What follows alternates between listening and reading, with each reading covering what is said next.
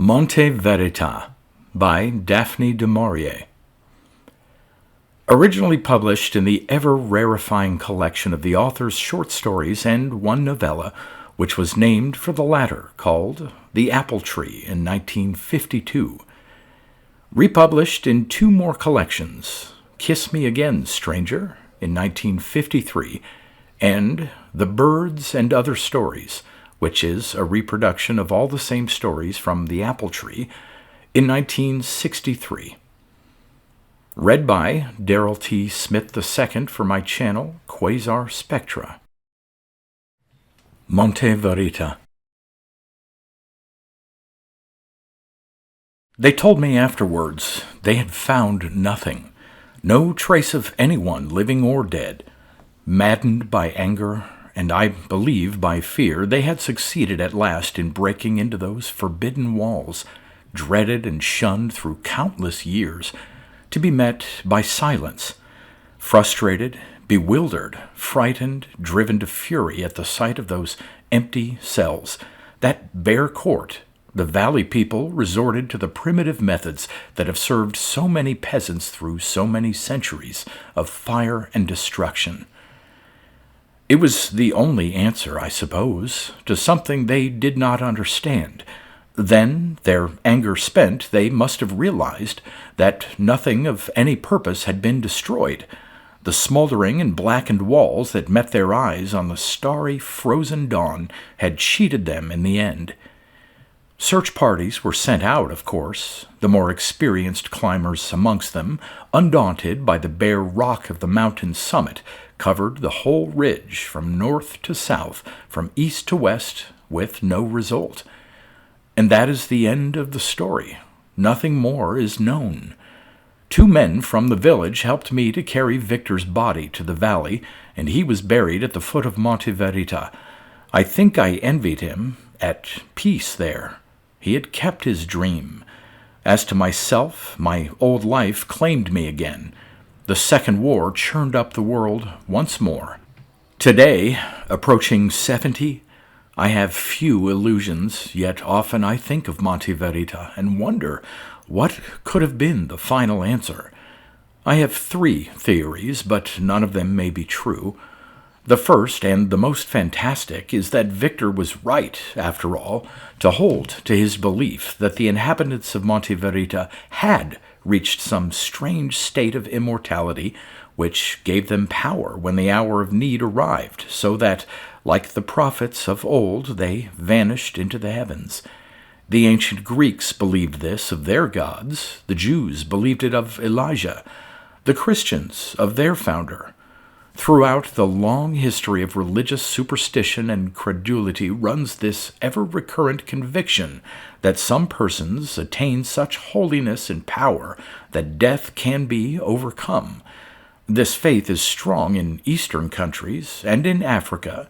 It is only to our sophisticated Western eyes that the disappearance of things tangible, of persons of flesh and blood, seems impossible. Religious teachers disagree when they try to show the difference between good and evil.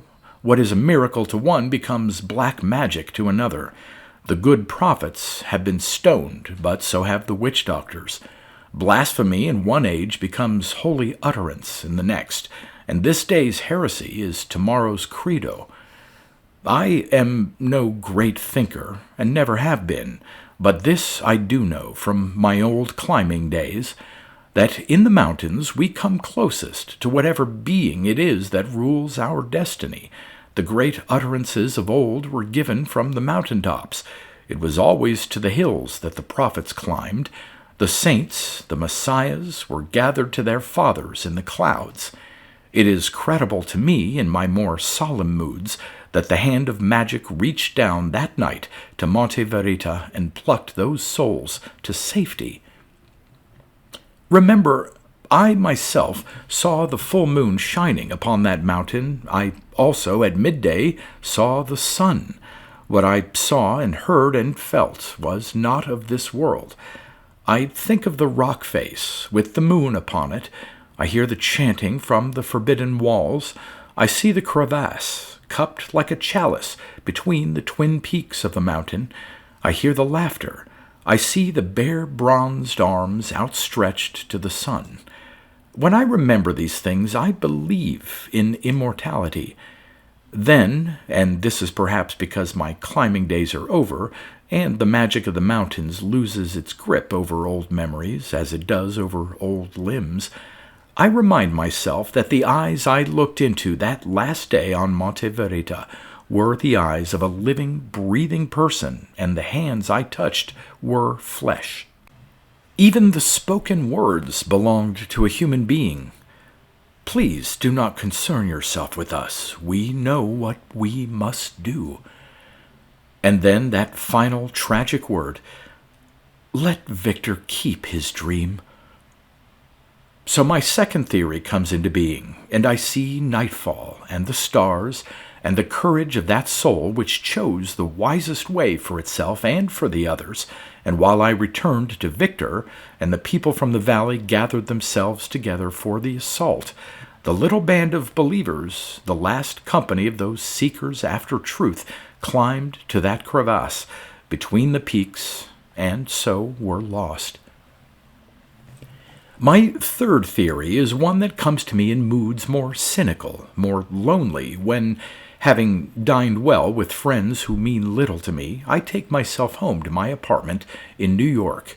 Looking from the window at the fantastic light and color of my glittering fairy world of fact that holds no tenderness, no quietude, I long suddenly for peace, for understanding. Then, I tell myself, perhaps the inhabitants of Monte Verita had long prepared themselves against departure, and when the moment came, it found them ready, neither for immortality nor for death, but for the world of men and women. In stealth, in secret, they came down into the valley unobserved, and, mingling with the people, went their separate ways. I wonder, looking down from my apartment into the hub and hustle of my world, if some of them wander there in the crowded streets and subways, and whether, if I went out and searched the passing faces, I should find such a one and have my answer.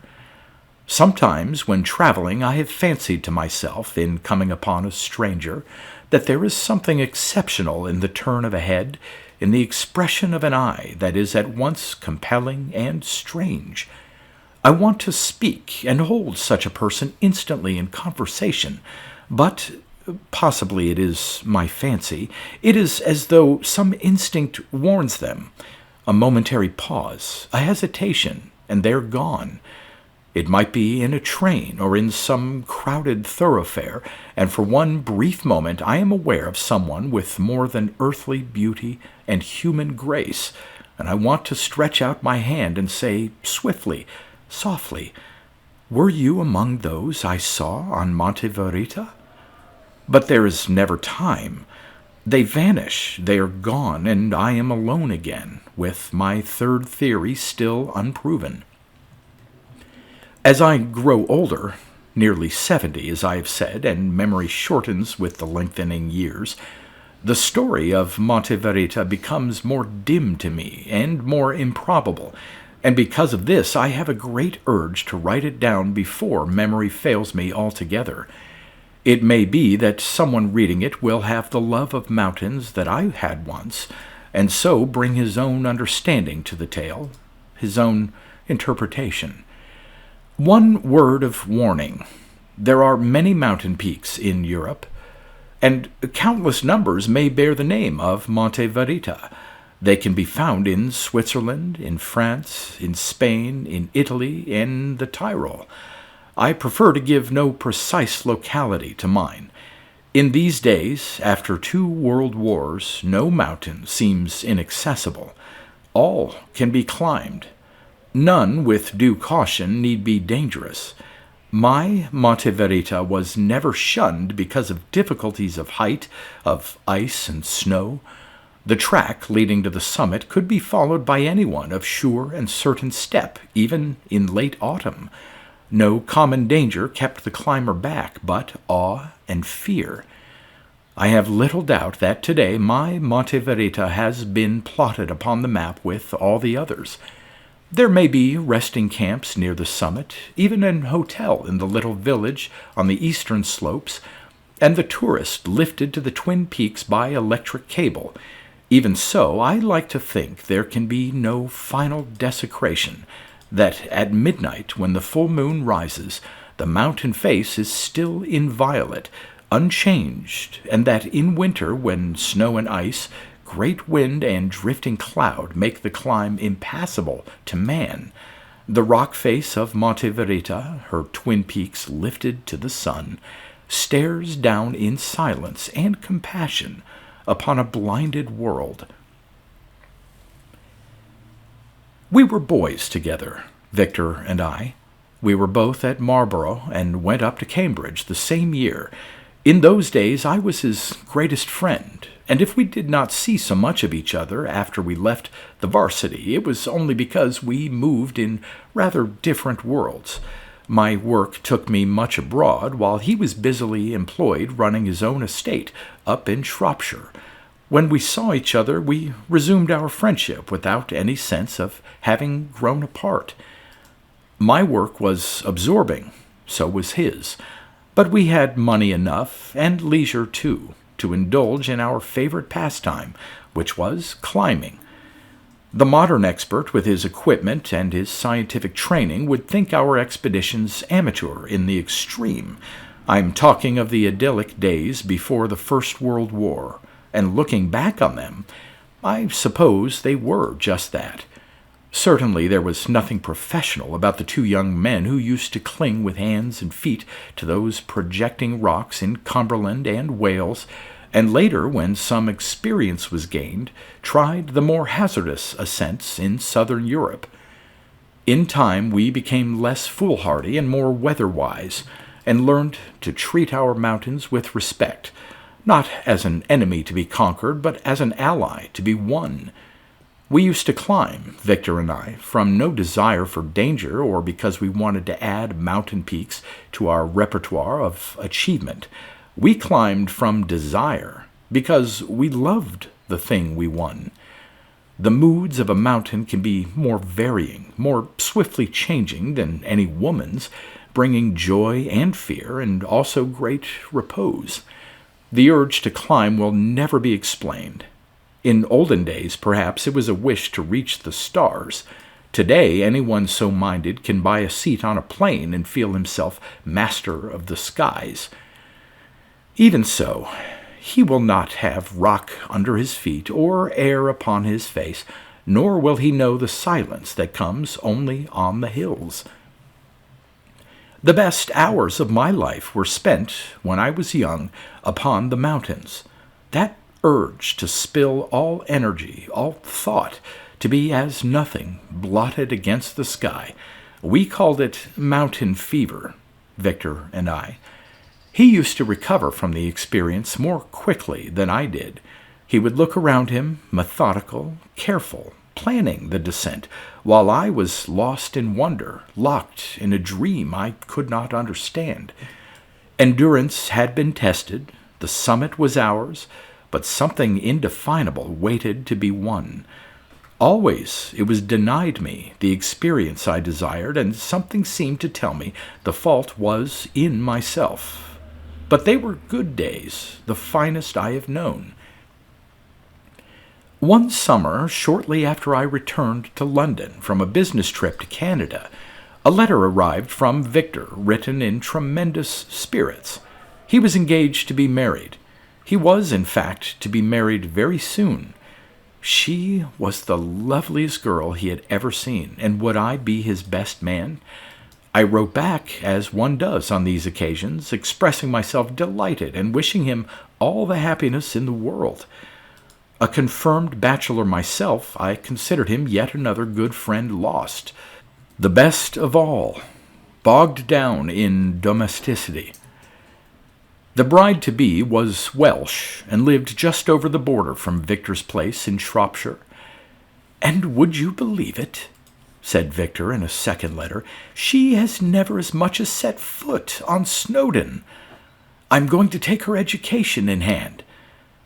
I could imagine nothing I should dislike more than trailing an inexperienced girl after me on any mountain. A third letter announced Victor's arrival in London, and hers too. In all the bustle and preparation of the wedding, I invited both of them to luncheon. I don't know what I expected. Someone small, I think, and dark and stocky, with handsome eyes. Certainly not the beauty that came forward, putting out her hand to me and saying, "I am Anna." In those days, before the First World War, young women did not use makeup. Anna was free of lipstick, and her gold hair was rolled in great coils over her ears. I remember staring at her incredible beauty, and Victor laughed, very pleased, and said, "What did I tell you?" We sat down to lunch, and the three of us were soon at ease and chatting comfortably. A certain reserve was part of her charm, but because she knew I was Victor's greatest friend, I felt myself accepted and liked into the bargain. Victor certainly was lucky, I said to myself, and any doubt I might have felt about the marriage went on sight of her. Inevitably, with Victor and myself, the conversation turned to mountains and to climbing before lunch was halfway through. "So, you are going to marry a man whose hobby is climbing mountains," I said to her, "and you've never even gone up your own Snowdon." "No," she said. "No, I never have." Some hesitation in her voice made me wonder. A little frown had come between those two very perfect eyes. "Why?" I asked. "It's almost criminal to be Welsh and know nothing of your highest mountain." Victor interrupted. "Anna is scared," he said. "Every time I suggest an expedition, she thinks out an excuse." She turned to him swiftly. "No, Victor," she said. "It's not that. You just don't understand. I'm not afraid of climbing." "Well, what is it, then?" he said. He put out his hand and held hers on the table. I could see how devoted he was to her and how happy they were likely to become. She looked across at me, feeling me, as it were, with her eyes, and suddenly I knew instinctively what she was going to say. "Mountains are very demanding," she said. "You have to give everything. It's wiser for someone like myself to keep away." I understood what she meant. At least I thought then that I did, but because Victor was in love with her and she was in love with him, it seemed to me that nothing could be better than the fact that they might share the same hobby once her initial awe was overcome. "But that's splendid," I said. "You've got just the right approach to mountain climbing. Of course, you have to give everything, but together you can achieve that. Victor won't let you attempt anything beyond you. He's more cautious than I am." Anna smiled, and then withdrew her hand from Victor's on the table. "You are both very obstinate," she said, "and you, neither of you, understand. I was born in the hills. I know what I mean." And then some mutual friend of Victor's and my own came up to the table to be introduced, and there was no more talk of mountains. They were married about 6 weeks later, and I have never seen a lovelier bride than Anna. Victor was pale with nerves, I remember well, and I thought what a responsibility lay on his shoulders to make this girl happy for all time. I saw much of her during the 6 weeks of their engagement, and though Victor never realized it for one instant, came to love her as much as he did. It was not her natural charm, nor yet her beauty, but a strange blending of both, a kind of inner radiance that drew me to her. My only fear for their future was that Victor might be a little too boisterous, too light-hearted and cheerful. His was a very open, simple nature, and that she might withdraw into herself because of it. Certainly they made a handsome pair as they drove off after the reception given by an elderly aunt of Anna's, for her parents were dead, and I sentimentally looked forward to staying with them in Shropshire and being godfather to the first child. Business took me away shortly after the wedding, and it was not until the following December that I heard from Victor asking me down for Christmas. I accepted gladly. They had been married about 8 months. Victor looked fit and very happy, and Anna, it seemed to me, more beautiful than ever. It was hard to take my eyes off her. They gave me a great welcome, and I settled down to a peaceful week in Victor's fine old home, which I knew well from previous visits. The marriage was most definitely a success. That I could tell from the first, and if there appeared to be no heir on the way, there was plenty of time for that. We walked about the estate, shot a little, read in the evenings, and were a most contented trio. I noticed that Victor had adapted himself to Anna's quieter personality, though quiet perhaps is hardly the right definition for her gift of stillness. This stillness, for there is no other word for it, came from some depth within her and put a spell upon the whole house. It had always been a pleasant place in which to stay, with its lofty, rambling rooms and mullioned windows, but now the peaceful atmosphere was somehow intensified and deepened, and it was as though every room had become impregnated with a strange, brooding silence, to my mind quite remarkable and much more than merely restful, as it had been before. It is odd, but looking back to that Christmas week, I can recollect nothing of the traditional festivity itself. I don't remember what we ate or drank, or whether we set foot inside the church, which surely we must have done, with Victor as the local squire. I can only remember the quite indescribable peace of the evenings when the shutters had been fastened and we sat before the fire in the great hall. My business trip must have tired me more than I realized, for sitting there in Victor and Anna's home, I had no desire to do anything but relax and give myself up to this blessed, healing silence. The other change that had come upon the house, which I did not fully take in until I had been there a few days, was that it was much barer than it had been before. The multiple odds and ends and the collection of furniture handed down from Victor's forebears seemed to have disappeared. The big rooms were now sparse, and the great hall where we sat had nothing in it but a long refectory table and the chairs before the open fire. It seemed very right that it should be so, yet, thinking about it, it was an odd change for a woman to make. The usual habit of a bride is to buy new curtains and carpets to bring the feminine touch into a bachelor house. I ventured to remark upon it to Victor. "Oh, yes," he said, looking about him vaguely. "We have cleared out a lot of stuff. It was Anna's idea. She doesn't believe in possessions, you know." "No, we didn't have a sale or anything like that. We gave them all away." The spare room allotted to me was the one I had always used in the past, and this was pretty much as it had been before, and I had the same old comforts, cans of hot water, early tea, biscuits by my bed, cigarette box filled, all the touches of a thoughtful hostess. Yet, once, passing down the long corridor to the stairhead, I noticed that the door of Anna's room, which was usually closed, was open, and knowing it to have been Victor's mother's room in former days, with a fine old four-poster bed and several pieces of heavy, solid furniture, all in keeping with the style of the house, ordinary curiosity made me glance over my shoulder as I passed the open door.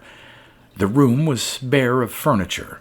There were no curtains to the windows and no carpet on the floor. The wooden boards were plain. There was a table and a chair and a long trestle bed with no covering upon it but a blanket. The windows were wide open to the dusk, which was then falling. I turned away and walked down the stairs, and as I did so came face to face with Victor, who was ascending. He must have seen me glance into the room, and I did not wish to appear furtive in any way. "Forgive the trespass," I said, "but I happened to notice the room looked very different from your mother's day." "Yes," he said, briefly. "Anna hates frills. Are you ready for dinner? She sent me to find you."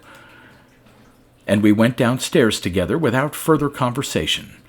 Somehow I could not forget that bare, sparse bedroom, comparing it with the soft luxury of my own, and I felt oddly inferior that Anna should consider me as someone who could not dispense with ease and elegance, which she, for some reason, did so well without.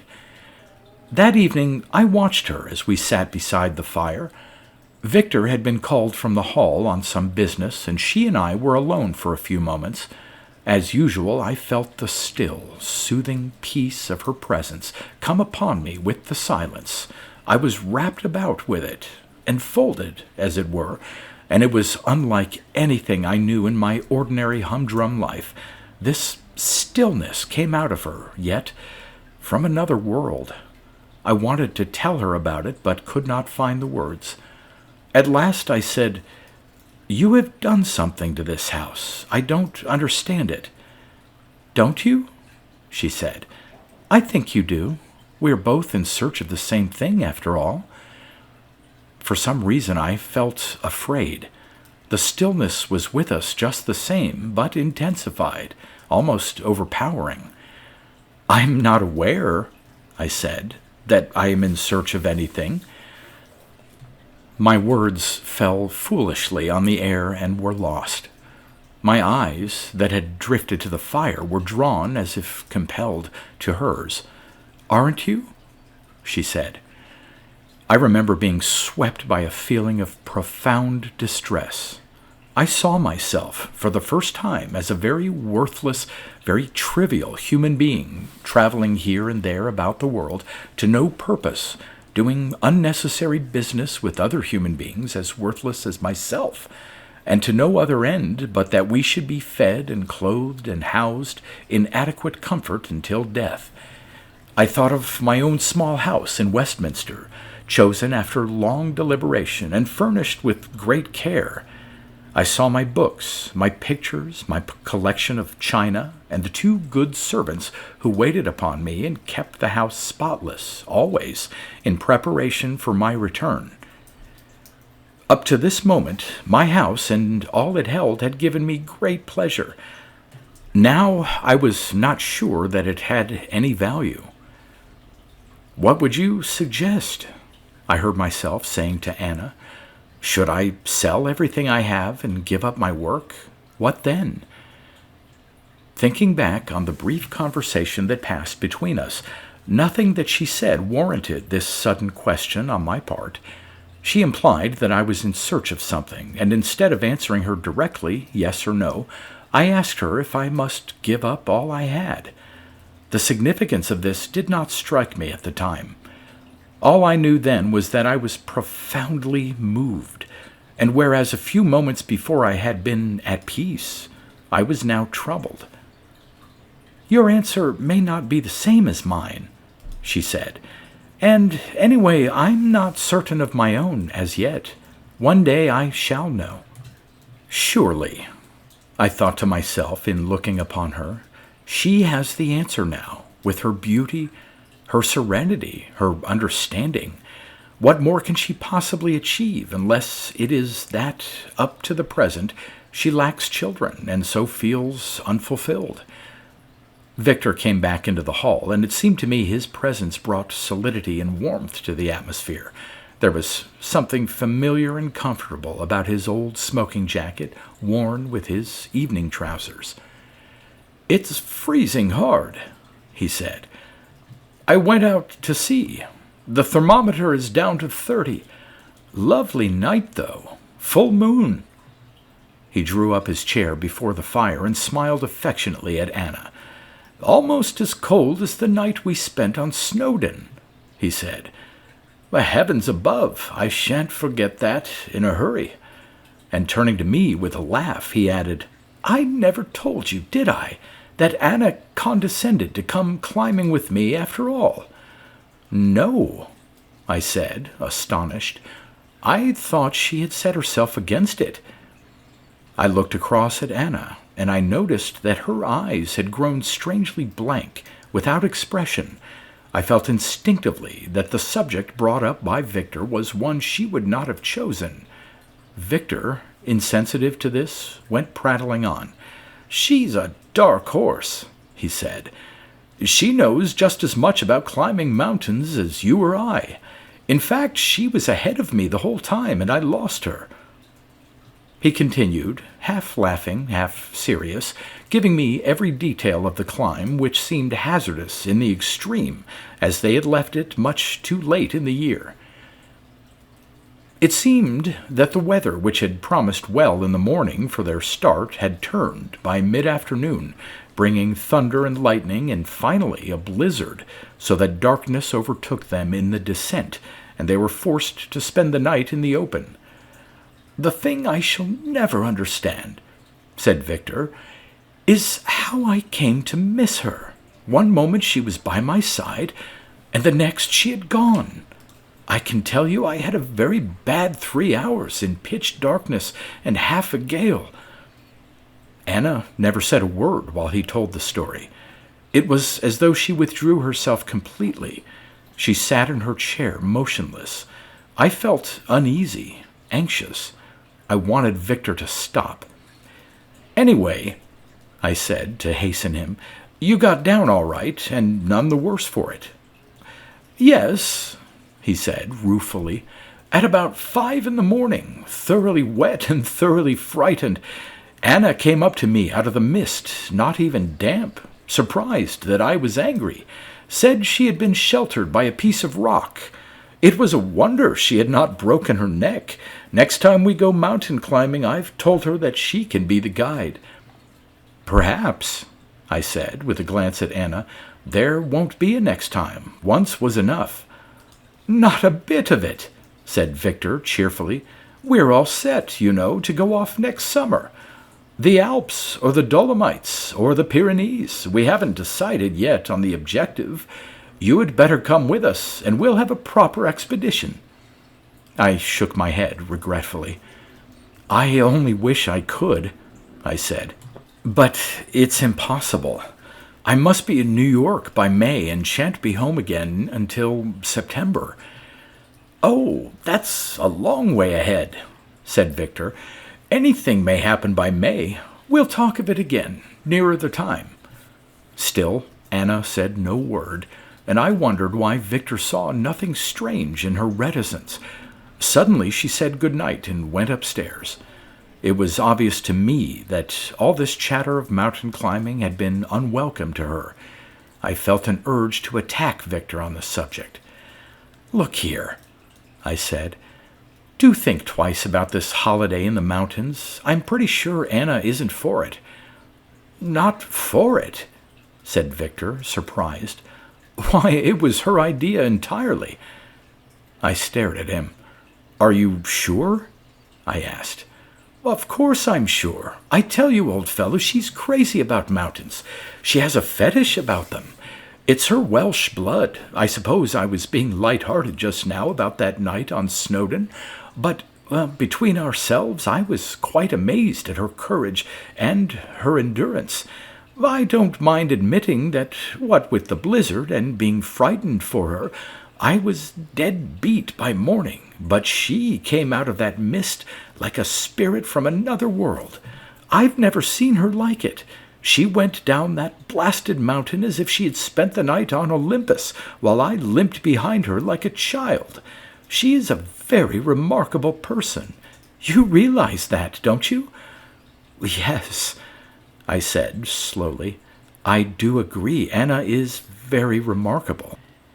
Shortly afterwards, we went upstairs to bed, and as I undressed and put on my pajamas, which had been left to warm for me before the fire, and noticed the thermos flask of hot milk on the bedside table, in case I should be wakeful, and padded about the thick-carpeted room in my soft slippers, I thought once again of that strange bare room where Anna slept, and of the narrow trestle bed. In a futile, unnecessary gesture, I threw aside the heavy satin quilt that lay on top of my blankets, and before getting into bed, opened my windows wide. I was restless, though, and could not sleep. My fire sank low, and the cold air penetrated the room. I heard my old worn traveling clock race around the hours through the night, At 4, I could stand it no longer and remembered the thermos of milk with gratitude.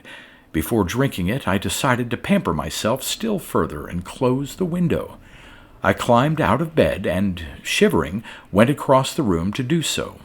Victor was right. A white frost covered the ground. The moon was full.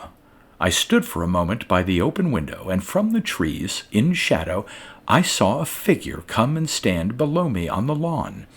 Not furtive as a trespasser, not creeping as a thief. Whoever it was stood motionless, as though in meditation, with face uplifted to the moon. Then I perceived that it was Anna. She wore a dressing gown with a cord about it, and her hair was loose on her shoulders. She made no sound as she stood there on the frosty lawn, and I saw with a shock of horror that her feet were bare. I stood watching, my hand on the curtain, and suddenly I felt that I was looking upon something intimate and secret which concerned me not. So I shut my window and returned to bed. Instinct told me that I must say nothing of what I had seen to Victor or to Anna herself, and because of this I was filled with disquiet, almost with apprehension. Next morning the sun shone, and we were out about the grounds with the dogs, Anna and Victor both so normal and cheerful that I told myself I had been overwrought the previous night. If Anna chose to walk barefoot in the small hours, it was her business, and I had behaved ill in spying upon her. The rest of my visit passed without incident. We were all three happy and content, and I was very loath to leave them. I saw them again for a brief moment, some months later, before I left for America. I had gone into the map house in St. James's to buy myself some half-dozen books to read on that long thrash across the Atlantic, a journey one took with certain qualms in those days, the Titanic tragedy still fresh in memory, and there were Victor and Anna poring over maps which they'd spread out over every available space. There was no chance of a real meeting. I had engagements for the rest of the day, and so had they, so it was hail and farewell. "You find us," said Victor, "getting busy about the summer holiday. The itinerary is planned. Change your mind and join us." "Impossible," I said. "All being well, I should be home by September. I'll get in touch with you directly I return." "Well, where are you making for?"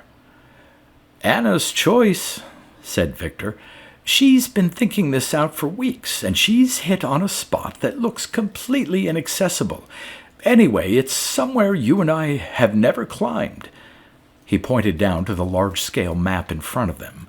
I followed his finger to a point that Anna had already marked with a tiny cross. "Monte VERITA," I read. I looked up and saw that Anna's eyes were upon me. "Completely unknown territory, as far as I'm concerned," I said. "Be sure and have advice first, before setting forth. Get hold of local guides and so on. What made you choose that particular ridge of mountains?"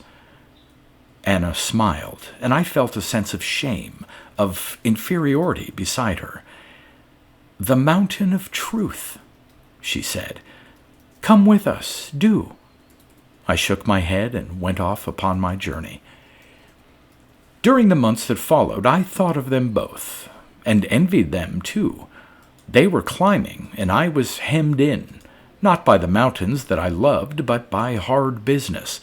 Often I wished I had the courage to throw my work aside, turn my back on the civilized world and its dubious delights, and go seeking after truth with my two friends.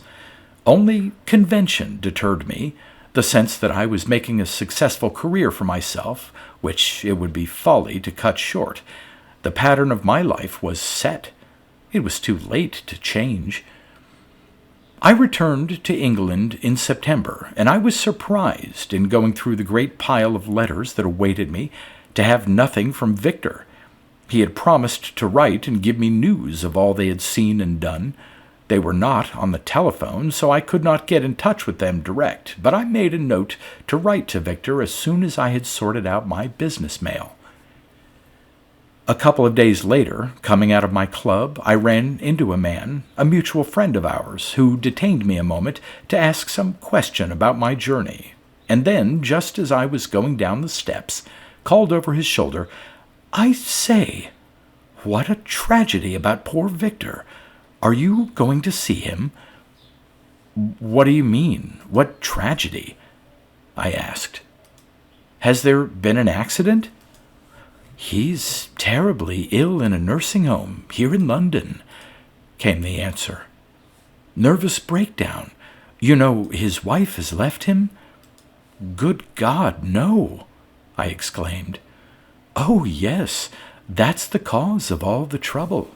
He's gone quite to pieces. You know, he was devoted to her." I was stunned.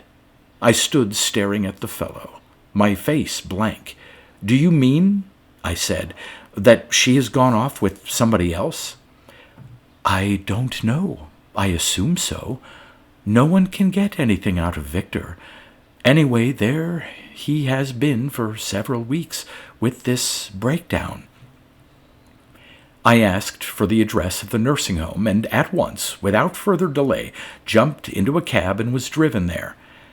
At first I was told, on making inquiry, that Victor was seeing no visitors, but I took out my card and scribbled a line across the back. Surely he would not refuse to see me. A nurse came, and I was taken upstairs to a room on the first floor. I was horrified when she opened the door to see the haggard face that looked up at me from the chair beside the gas fire. So frail he was, so altered. "My dear old boy," I said, going towards him, "I only heard 5 minutes ago that you were here." The nurse closed the door and left us together. To my distress, Victor's eyes filled with tears. "It's all right," I said. "Don't mind me. You know I shall understand." He seemed unable to speak. He just sat there, hunched in his dressing gown, the tears running down his cheeks. I had never felt more helpless. He pointed to a chair, and I drew it up beside him.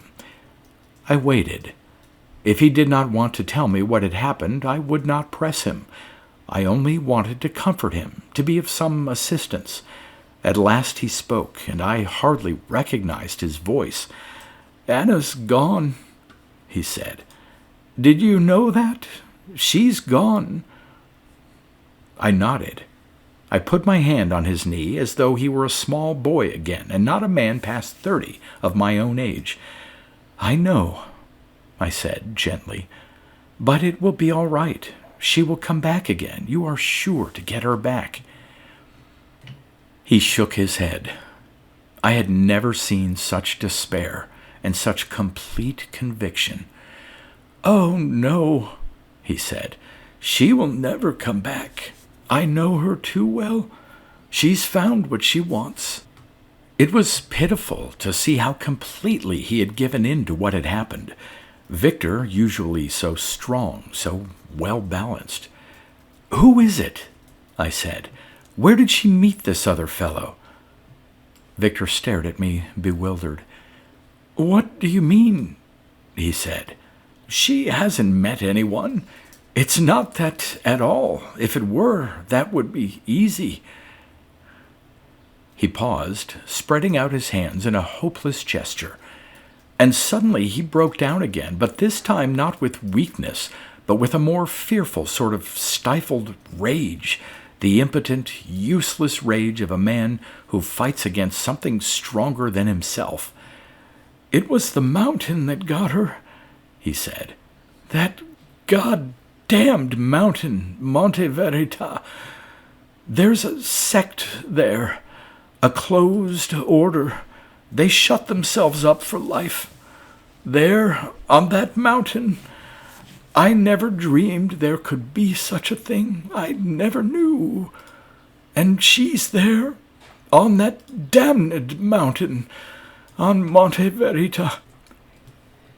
I sat there with him in the nursing home all afternoon, and little by little had the whole story from him. The journey itself, Victor said, had been pleasant and uneventful. Eventually they reached the center from which they proposed to explore the terrain immediately below Monte Verita, and here they met with difficulties. The country was unknown to Victor, and the people seemed morose and unfriendly, very different, he said, to the sort of folk who had welcomed us in the past. They spoke in a patois hard to understand, and they lacked intelligence. "At least that's how they struck me," said Victor. "They were very rough and somehow undeveloped, the sort of people who might have stepped out of a former century. You know how, when we climbed together, the people could not do enough to help us, and we always managed to find guides. Here it was different. When Anna and I tried to find out the best approach to Monte Verita, they would not tell us. They just stared at us in a stupid sort of way and shrugged their shoulders. They had no guides, one fellow said. The mountain was savage, unexplored." Victor paused and looked at me with that same expression of despair. "You see," he said, "that's when I made my mistake. I should have realized the expedition was a failure, to that particular spot at any rate, and suggested to Anna that we turned back and tackled something else, something nearer to civilization anyhow, where the people were more helpful and the country more familiar. But you know how it is. You get a stubborn feeling inside you on the mountains, and any opposition somehow rouses you. And Monte Verita itself—" He broke off and stared in front of him. It was as though he was looking upon it again in his own mind. "I've never been one for lyrical description, you know that," he said. "On our finest climbs, I was always the practical one, and you the poet. For sheer beauty, I have never seen anything like Monte Verita. We have climbed many higher peaks, you and I, and far more dangerous ones, too, but this was somehow sublime." After a few moments' silence, he continued talking. "I said to Anna, 'What shall we do?' And she answered me without hesitation, 'We must go on.' I did not argue. I knew perfectly well that would be her wish. The place had put a spell on both of us." They left the valley and began the ascent. "It was a wonderful day," said Victor. "Hardly a breath of wind and not a cloud in the sky. Scorching sun, you know how it can be, but the air clean and cold. I chaffed Anna about that other climb up Snowdon and made her promise not to leave me behind this time. She was wearing an open shirt and a brief kilted skirt, and her hair was loose. She looked quite beautiful." As he talked, slowly, quietly, I had the impression that it must surely be an accident that had happened, but that his mind, unhinged by tragedy, balked at Anna's death. It must be so. Anna had fallen. He had seen her fall and had been powerless to help her. He had then returned, broken in mind and spirit, telling himself she still lived on in Monte Verita. "We came to a village an hour before sundown," said Victor. "The climb had taken us all day. We were still about 3 hours from the peak itself, or so I judged. The village consisted of some dozen dwellings or so, huddled together, and so as we walked towards the first one, a curious thing happened." He paused and stared in front of him. "Anna was a little ahead of me," he said, "moving swiftly with those long strides of hers. You know how she does. I saw 2 or 3 men with some children and goats come on to the track from a piece of pastured land to the right of us. Anna raised her hand in salute, and at sight of her the men started as if terrified, and snatching up the children ran to the nearest group of hovels, as if all the fiends in hell were after them. I heard them bolt the doors and shutter the windows. It was the most extraordinary thing. The goats were scattering down the track, equally scared." Victor said he had made some joke to Anna about a charming welcome, and that she seemed upset. She did not know what she could have done to frighten them. Victor went to the first hut and knocked upon the door. Nothing happened at all, but he could hear whispers inside and a child crying. Then he lost patience and began to shout. This had effect, and after a moment one of the shutters was removed and a man's face appeared at the gap and stared at him. Victor, by way of encouragement, nodded and smiled. Slowly the man withdrew the whole of the shutter, and Victor spoke to him. At first the man shook his head. Then he seemed to change his mind and came and unbolted the door. He stood in the entrance, peering nervously about him, and, ignoring Victor, looked at Anna. He shook his head violently, and speaking very quickly and quite unintelligibly, pointed towards the summit of Monte VERITA. Then, from the shadows of the small room came an elderly man leaning on 2 sticks, who motioned aside the terrified children and moved past them to the door. He said, at least spoke a language that was not entirely patois. "Who is that woman?" he asked. "What does she want with us?" Victor explained that Anna was his wife, that they had come from the valley to climb the mountain, that they were tourists on holiday, and they would be glad of shelter for the night. He said the old man stared away from him to Anna. "She is your wife?" he said. "She is not from Monte VERITA?" "She is my wife," repeated Victor. "We come from England. We are in this country on holiday. We have never been here before." The old man turned to the younger, and they muttered together for a few moments. Then the younger man went back inside the house, and there was further talk from the interior. A woman appeared, even more frightened than the younger man. She was literally trembling, Victor said, as she looked out of the doorway towards Anna. It was Anna who disturbed them. "She is my wife," said Victor again. "We come from the valley." Finally the old man made a gesture of consent, of understanding. "I believe you," he said. "You are welcome to come inside. If you are from the valley, that is all right. We have to be careful." Victor beckoned to Anna, and slowly she came up the track and stood beside Victor on the threshold of the house. Even now the woman looked at her with timidity, and she and the children backed away. The old man motioned his visitors inside. The living room was bare but clean, and there was a fire burning.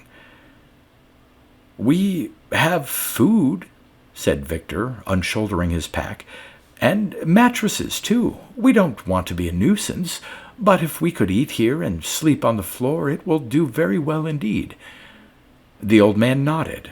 "I am satisfied," he said. "I believe you."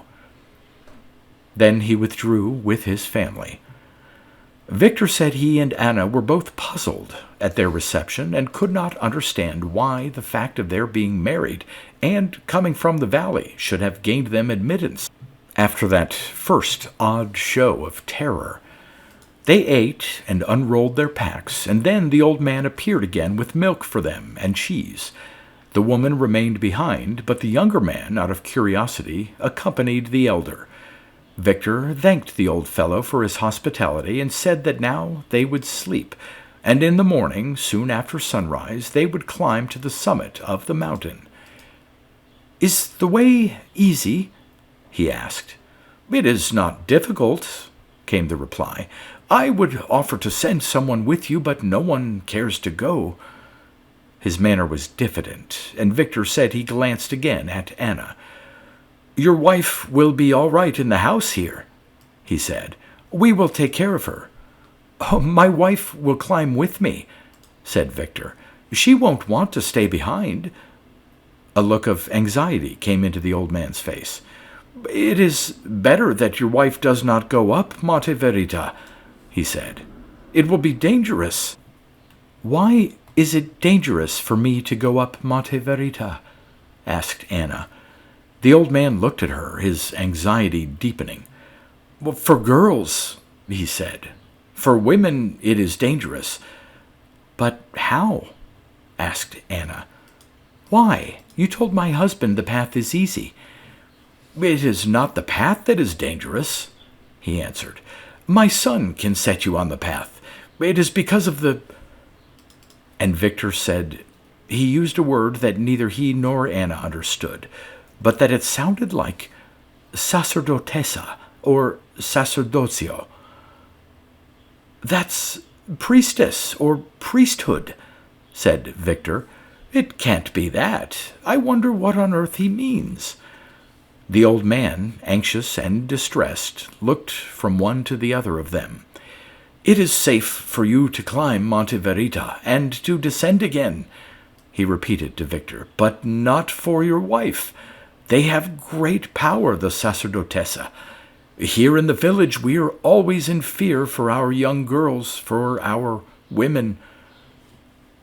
Victor said the whole thing sounded like an African travel tale, where a tribe of wild men pounced out of the jungle and carried off the female population into captivity.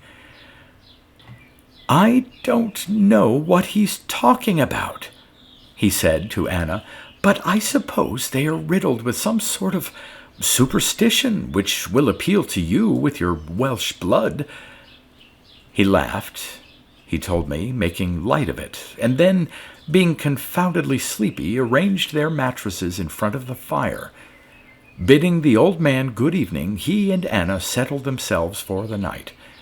He slept soundly in the profound sleep that comes after climbing, and woke suddenly, just before daybreak, to the sound of a cock crowing in the village outside.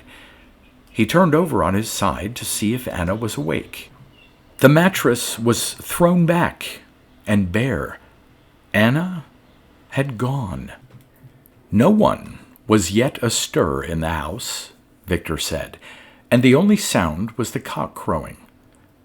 He got up and put on his shoes and coat, went to the door, and stepped outside. It was the cold, still moment that comes just before sunrise. The last few stars were paling in the sky. Clouds hid the valley some thousands of feet below. Only here, near the summit of the mountain, was it clear. At first, Victor felt no misgiving. He knew by this time that Anna was capable of looking after herself, and was as sure-footed as he, more so, possibly. She would take no foolish risks, and anyway the old man had told them that the climb was not dangerous. He felt hurt, though, that she had not waited for him. It was breaking the promise that they should always climb together, and he had no idea how much of a start she had in front of him. The only thing he could do was to follow her as swiftly as he could. He went back into the room to collect their rations for the day. She had not thought of that. Their packs they could fetch later for the descent, and they would probably have to accept hospitality here for another night. His movements must have roused his host, for suddenly the old man appeared from the inner room and stood beside him. His eye fell on Anna's empty mattress. Then he searched Victor's eyes, almost in accusation. "My wife has gone on ahead," Victor said. "I'm going to follow her." The old man looked very grave. He went to the open door and stood there, staring away from the village, up the mountain. "It was wrong to let her go," he said. "You should not have permitted it." He appeared very distressed, Victor said, and shook his head to and fro, murmuring to himself. "It's all right," said Victor. "I shall soon catch her up, and we shall probably be back again soon after midday." He put his hand on the old fellow's arm to reassure him. "I fear very much that it will be too late," said the old man. "She will go to them, and once she is with them she will not come back." Once again he used the word sacerdotessa, the power of the sacerdotessa, and his manner, his state of apprehension, now communicated itself to Victor, so that he too felt a sense of urgency and of fear. "Do you mean that there are living people at the top of Monte Verita?" he said. "People who may attack her and harm her bodily?" The old man began to talk rapidly, and it was difficult to make any sense out of the torrent of words that now sprang from him. "No," he said, "the sacerdotessa would not hurt her. They hurt no one. It was that they would take her to become one of them. Anna would go to them. She could not help herself. The power was so strong. 20, 30 years ago," the old man said, "his daughter had gone to them. He had never seen her again. Other young women from the village and from down below in the valley were called by the sacerdotessa. Once they were called, they had to go. No one could keep them back. No one saw them again. Never, never. It had been so for many years, in his father's time, his father's father's time, before that even. It was not known now when the sacerdotessa first came to Monte Verita. No man living had set eyes upon them. They lived there, enclosed behind their walls, but with power, he kept insisting, with magic. "Some say they have this from God, some from the devil," he said. "But we do not know, we cannot tell. It is rumored that the sacerdotessa on Monte Verita never grow old. They stay forever young and beautiful, and that it is from the moon they draw their power. It is the moon they worship, and the sun." Victor gathered little from this wild talk. It must all be legend, superstition. The old man shook his head and looked towards the mountain track. "I saw it in her eyes last night," he said. "I was afraid of it. She had the eyes they have when they are called. I have seen it before, with my own daughter, with others." By now, the rest of the family had woken and had come by turn into the room. They seemed to sense what had happened. The younger man and the woman, even the children, looked at Victor with anxiety and a strange sort of compassion. He said the atmosphere filled him not so much with alarm as with anger and irritation. It made him think of cats and broomsticks and 16th century witchcraft. The mist was breaking slowly down in the valley, and the clouds were going. The soft glow in the sky, beyond the range of mountains to the eastward, heralded the rising sun. The old man said something to the younger and pointed with his stick. "My son will put you on the track," he said. "He will come part of the way only. Further he does not care to go." Victor said he set off with all their eyes upon him, and not only from this first hut, but from the other dwellings in the little village.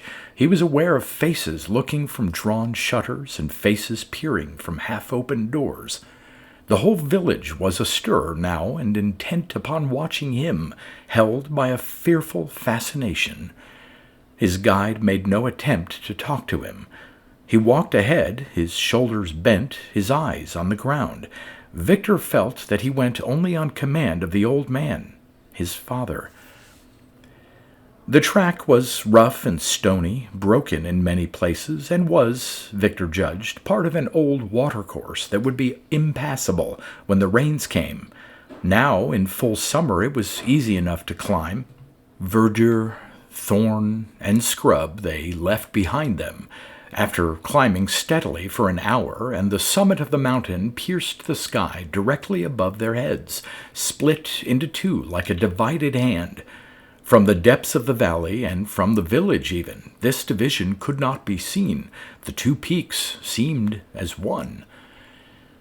The sun had risen with them as they climbed, and now shone in full upon the southeastern face, turning it to coral. Great banks of clouds, soft and rolling, hid the world below. Victor's guide stopped suddenly and pointed ahead, where a jutting lip of rock wound in a razor's edge and curved southward out of sight. "Monte Verita," he said, and then repeated it again. "Monte Verita." Then he turned swiftly and began scrambling back along the way that they had come. Victor called to him, but the man did not answer. He did not even bother to turn his head. In a moment he was out of sight. There was nothing for it but to go on alone round the lip of the escarpment, Victor said, and trust that he found Anna waiting for him on the further side. It took him another half-hour to encircle the projecting shoulder of the mountain, and with every step he took his anxiety deepened, because now, on the southward side, there was no gradual incline. The mountain face was sheer. Soon further progress would be impossible. "Then," Victor said, "I came out through a sort of gully way, over a ridge about 300 feet only from the summit, and I saw it, the monastery, built out of the rock between the two peaks, absolutely bare and naked, a steep rock wall enclosing it, a drop of 1,000 feet beneath the wall to the next ridge, and above nothing but the sky and the twin peaks of Monte Verita." It was true, then. Victor had not lost his mind. The place existed. There had been no accident. He sat there in his chair by the gas fire in the nursing home, and this had happened. It was not fantasy, born out of tragedy. He seemed calm now that he had told me so much. A great part of the strain had gone. His hands no longer trembled. He looked more like the old Victor, and his voice was steady. "It must have been centuries old," he said, after a moment or two. "God knows how long it must have taken to build, hewn out of the rock face like that. I have never seen anything more stark and savage, nor, in a strange way, more beautiful. It seemed to hang there, suspended, between the mountain and the sky. There were many long, narrow slits for light and air, no real windows in the sense that we know them. There was a tower looking west, with a sheer drop below. The great wall encircled the whole place, making it impregnable, like a fortress. I could see no way of entrance. There was no sign of life, no sign of anyone. I stood there staring at the place, and the narrow window slits stared back at me. There was nothing I could do but wait there until Anna showed herself. Because now, you see, I was convinced the old man had been right, and I knew what must have happened. The inhabitants had seen Anna from behind those slit windows and had called to her. She was with them now, inside. She must see me standing outside the wall, and presently would come out to me. So I waited there all day. His words were simple, just a plain statement of fact. Any husband might have waited thus for a wife who had, during their holiday, ventured forth one morning to call upon friends. He sat down and later ate his lunch and watched the rolling banks of cloud that hid the world below move and disperse and form again, and the sun, in all its summer strength, beat down upon the unprotected face of Monte Verita, on the tower and the narrow window slits, and the great encircling wall from whence came no movement and no sound. "I sat there all the day," said Victor, "but she did not come. The force of the sun was blinding, scorching, and I had to go back to the gully way for shelter. There, lying under the shadow of a projecting rock, I could still watch that tower and those window slits.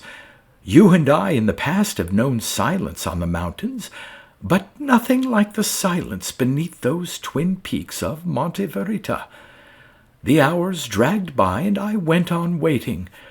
Gradually it grew cooler, and then, as my anxiety increased, time raced instead.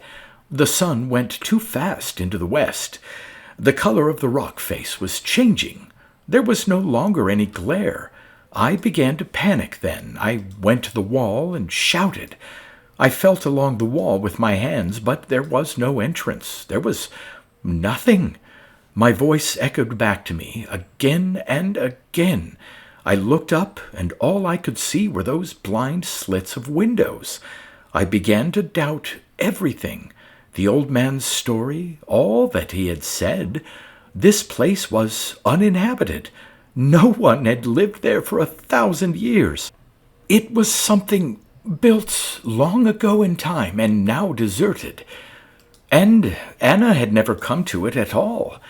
She had fallen on that narrow lipway where the track ended and the man had left me. She must have fallen into the sheer depths where the southern shoulder of the mountain ridge began. And this is what had happened to the other women who had come this way. The old man's daughter, the girls from the valleys, they had all fallen. None of them had ever reached the ultimate rock face here between the peaks. The suspense would have been easier to bear if the first strain and sign of breakdown had come back into Victor's voice. As it was, sitting there in the London nursing home, the room impersonal and plain, the routine bottles of medicines and pills on the table by his side, and the sound of traffic coming from Wigmore Street, his voice took on a steady, monotonous quality, like a clock ticking. It would have been more natural had he turned suddenly and screamed. "Yet I dared not go back," he said. "Unless she came, I was compelled to go on waiting there beneath the wall. The clouds banked up towards me and turned gray. All the warning evening shadows that I knew too well crept into the sky. One moment the rock face and the wall and the slit windows were golden. Then suddenly the sun was gone. There was no dusk at all. It was cold, and it was night." Victor told me that he stayed there against the wall until daybreak. He did not sleep. He paced up and down to keep warm. When dawn came, he was chilled and numb, faint, too, from want of food. He had brought with him only the rations for their midday meal. Sense told him that to wait now through another day was madness. He must return to the village for food and drink, and if possible, enlist the help of the men there to form a search party. Reluctantly, when the sun rose, he left the rock face. Silence enwrapped it still. He was certain now there was no life behind the walls. He went back, round the shoulder of the mountain, to the track, and so down into the morning mist, and to the village. Victor said they were waiting there for him. It was as though he was expected. The old man was standing at the entrance of his home, and gathered about him were neighbors, mostly men and children. Victor's first question was, "Has my wife returned?" Somehow, descending from the summit, hope had come to him again, that she had never climbed the mountain track, that she had walked another way and had come back to the village by a different path. When he saw their faces, his hope went. "She will not come back," said the old man. "We told you she would not come back. She has gone to them on Monte VERITA." Victor had wisdom enough to ask for food and drink before entering into argument. They gave him this. They stood beside him, watching him with compassion. Victor said the greatest agony was the sight of Anna's pack, her mattress, her drinking bottle, her knife, the little personal possessions she had not taken with her. When he had eaten, they continued to stand there, waiting for him to speak. He told the old man everything, how he had waited all day and through the night, how there was never a sound or a sign of life from those slit windows on the rock face of Monte VERITA. Now and again the old man translated what Victor said to the neighbors. When Victor had finished, the old man spoke. "It is, as I said, your wife is there. She is with them." Victor, his nerves to pieces, shouted aloud, "How can she be there? There is no one alive in that place. It's dead. It's empty. It's been dead for centuries." The old man leant forward and put his hand on Victor's shoulder. "It is not dead. That is what many have said before. They went and waited, as you waited. 25 years ago, I did the same. This man here, my neighbor, waited 3 months, day after day, night after night, many years ago, when his wife was called. She never came back. No one who is called to Monte Verita returns." She had fallen then. She had died. It was that, after all. Victor told them this. He insisted upon it. He begged that they would go now with him and search the mountain for her body. Gently, compassionately, the old man shook his head. "In the past, we did that too," he said. "There are those among us who climb with great skill, who know the mountain, every inch of it, and who have descended the southern side even, to the edge of the great glacier beyond which no one can live. There are no bodies. Our women never fell. They were not there. They are in Monte Verita, with the sacerdotessa." It was hopeless, Victor said. It was no use to try argument. He knew that he must go down to the valley, and if he could not get help there, go further yet, back to some part of the country that was familiar to him, where he could find guides who would be willing to return with him. "My wife's body is somewhere on this mountain," he said. "I must find it. If your people won't help me, I will get others." The old man looked over his shoulder and spoke a name. From the little crowd of silent spectators came a child, a small girl of about 9 years old. He laid his hand upon her head. "This child," he said to Victor, "has seen and spoken with the sacerdotessa. Other children in the past have seen them too, only to children, and then rarely do they show themselves. She will tell you what she saw." The child began her recitation in a high sing-song voice, her eyes fixed upon Victor, and he could tell, he said, that it was a tale she had repeated so many times to the same listeners that it was now a chant, a lesson learnt by heart, and it was all in patois. No one word could Victor understand. When she had finished, the old man acted as interpreter, and from force of habit, he too declaimed as the child had done, his tone taking that same sing-song quality. "I was with my companions on Monte Verita. A storm came, and my companions ran away. I walked and lost myself and came to the place where the wall is and the windows. I cried. I was afraid. She came out of the wall, the tall and splendid one, and another with her, also young and beautiful. They comforted me, and I wanted to go inside the walls with them when I heard the singing from the tower, but they told me it was forbidden. When I was 13 years old, I could return to live with them. They wore white raiment to the knees. Their arms and legs were bare, and hair close to the head. They were more beautiful than the people of this world. They led me back from Monte Verita, down the track where I could find my way. Then they went from me. I have told all I know." The old man watched Victor's face when he had finished his recital. Victor said the faith that must have been put in the child's statement astounded him. It was obvious, he thought, that the child had fallen asleep and dreamt, and translated her dream into reality. "I am sorry," he told his interpreter, "but I can't believe the child's tale. It is imagination." Once again the child was called and spoken to, and she at once ran out of the house and disappeared. "They gave her a circlet of stones on Monte Verita," said the old man. "Her parents keep it locked up in case of evil. She has gone to ask for it, to show you." In a few moments the child returned, and she put into Victor's hand a girdle, small enough to encompass a narrow waist or else to hang about the neck. The stones, which looked like quartz, were cut and shaped by hand, fitting into one another in hollowed grooves. The craftsmanship was fine, even exquisitely done. It was not the rude handiwork of peasants, done of a winter's evening to pass the time. In silence, Victor handed the circlet back to the child. "She may have found it on the mountainside," he said. "We do not work thus," answered the old man, "nor the people in the valley, nor even in the cities of this country where I have been. The child was given the circlet, as she has told us, by those who inhabit Monte Verita." Victor knew then that further argument was useless.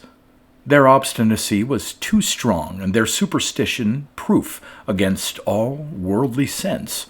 He asked if he might remain in the house another day and night. "You are welcome to stay," said the old man, "until you know the truth." One by one the neighbors dispersed. The routine of the quiet day was resumed. It was as though nothing had happened. Victor went out again, this time towards the northern shoulder of the mountain. He had not gone far before he realized that this ridge was unclimbable, at any rate without skilled help and equipment. If Anna had gone that way, she had found certain death. He came back to the village, which, situated as it was on the eastern slopes, had already lost the sun. He went into the living room and saw that there was a meal there prepared for him, and his mattress lay on the floor before the hearth. He was too exhausted to eat. He flung himself down on the mattress and slept. Next morning he rose early and climbed once more to Monte Verita, and sat there all day. He waited, watching the slit windows while the hot sun scorched the rock face through the long hours, and then sank down into the western sky, and nothing stirred and no one came. He thought of that other man from the village who some years ago had waited there 3 months, day after day, night after night, and Victor wondered what limitation time would put to his endurance, and whether he would equal the other in fortitude. On the third day, at that moment of midday when the sun was strongest, he could hear the heat no longer, and went to lie in the gully way, in the shadow and blessed coolness of the projecting rock. Worn with the strain of watching, and with the despair that now filled his entire being, Victor slept. He awoke with a start. The hands of his watch pointed to 5 o'clock, and it was already cold inside the gully. He climbed out and looked towards the rock face, golden now in the setting sun. Then he saw her. She was standing beneath the wall, but on a ledge only a few feet in circumference, and below her the rock face fell away sheer, 1,000 feet or more. She waited there, looking towards him, and he ran towards her, shouting, "Anna! Anna!" And he said that he heard himself sobbing, and he thought his heart would burst. When he drew closer, he saw that he could not reach her. The great drop to the depths below divided them. She was a bare 12 feet away from him, and he could not touch her. "I stood where I was, staring at her," said Victor. "I did not speak. Something seemed to choke my voice. I felt the tears running down my face. I was crying. I had made up my mind that she was dead, you see, that she had fallen. And she was there. She was alive. Ordinary words wouldn't come. I tried to say, 'What has happened? Where have you been?'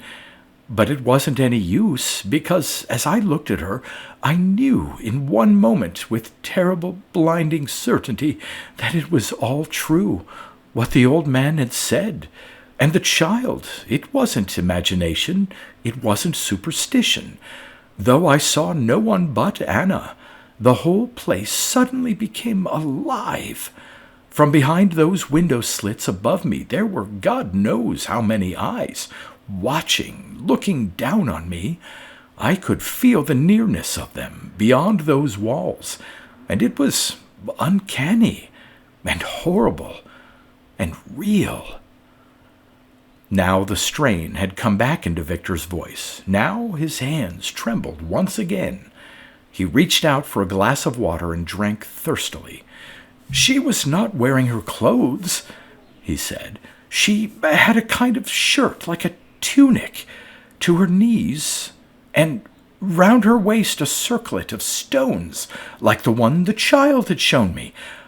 Nothing on her feet, and her arms were bare. What frightened me most was that her hair was cut quite short as yours or mine. It altered her strangely, made her look younger, but in some way terribly austere. Then she spoke to me. She said quite naturally, as if nothing had happened, 'I want you to go back home, Victor, darling. You mustn't worry about me any more.' Victor told me he could hardly credit it, at first, that she could stand there and say this to him. It reminded him of those so-called psychic messages that mediums give out to relatives at a spiritualistic séance. He could hardly trust himself to answer. He thought that perhaps she had been hypnotized and was speaking under suggestion. "Why do you want me to go home?" he said, very gently, not wanting to damage her mind, which these people might have destroyed. "It's the only thing to do," she answered. And then, Victor said, she smiled, normally, happily, as if they were at home discussing plans. "I'm all right, darling," she said. "This isn't madness or hypnotism or any of the things you imagine it to be. They have frightened you in the village, and it's understandable.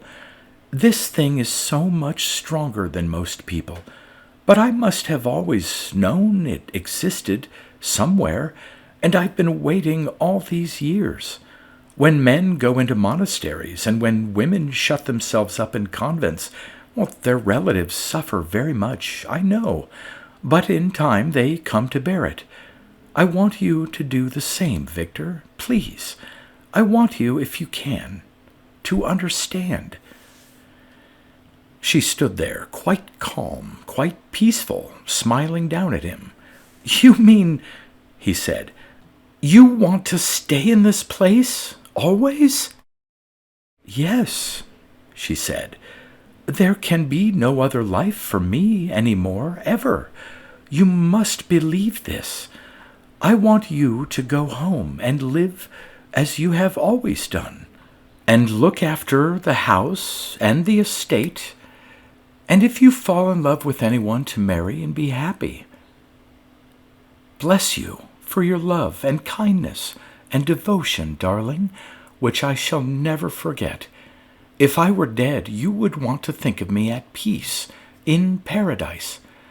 This place, to me, is paradise, and I would rather jump now to those rocks hundreds of feet below me than go back to the world from Monte VERITA."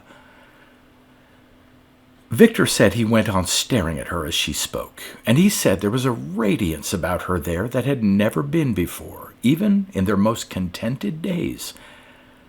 "You and I," he said to me, "have both read of transfiguration in the Bible. That is the only word I can use to describe her face. It was not hysteria. It was not emotion. It was just that. Something out of this world of ours had put its hand upon her. To plead with her was useless. To attempt force, impossible. Anna, rather than go back to the world, would throw herself off the rock face. I should achieve nothing." He said the feeling of utter helplessness was overwhelming. The knowledge that there was nothing he could do. It was as if he and she were standing on a dockway, and she was about to set foot in a ship, bound to an unknown destination, and the last few minutes were passing by before the ship's siren blew, warning him the gangways would be withdrawn and she must go. He asked her if she had all she needed, if she would be given sufficient food, enough covering, and whether there were any facilities should she fall ill. He wanted to know if there was anything she wanted that he could send to her, and she smiled back at him, saying she had everything within those walls that she would ever need. He said to her, "I shall return every year at this time to ask you to come back. I shall never forget." She said, "It will be harder for you if you do that, like putting flowers on a grave. I would rather you stayed away." "I can't stay away," he said, "with the knowledge you are here behind these walls." "I won't be able to come to you again," she said. "This is the last time you will see me. Remember, though, that I shall go on looking like this, always. That is part of the belief. Carry me with you." Then Victor said she asked him to go. She could not return inside the walls until he had gone. The sun was low in the sky, and already the rock face was in shadow. Victor looked at Anna a long time. Then he turned his back on her, standing by the ledge, and walked away from the wall towards the gully without looking over his shoulder. When he came to the gully, he waited there a few minutes, then looked out again towards the rock face. Anna was no longer standing on the ledge. There was nothing there but the wall and the slit windows, and above, not yet in shadow, the twin peaks of Monte Verita. I managed to spare half an hour or so every day to go and visit Victor in the nursing home. Each day he appeared stronger, more himself. I spoke to the doctor attending him, to the matron and the nurses. They told me there was no question of a deranged mind. He came to them suffering from severe shock and nervous collapse.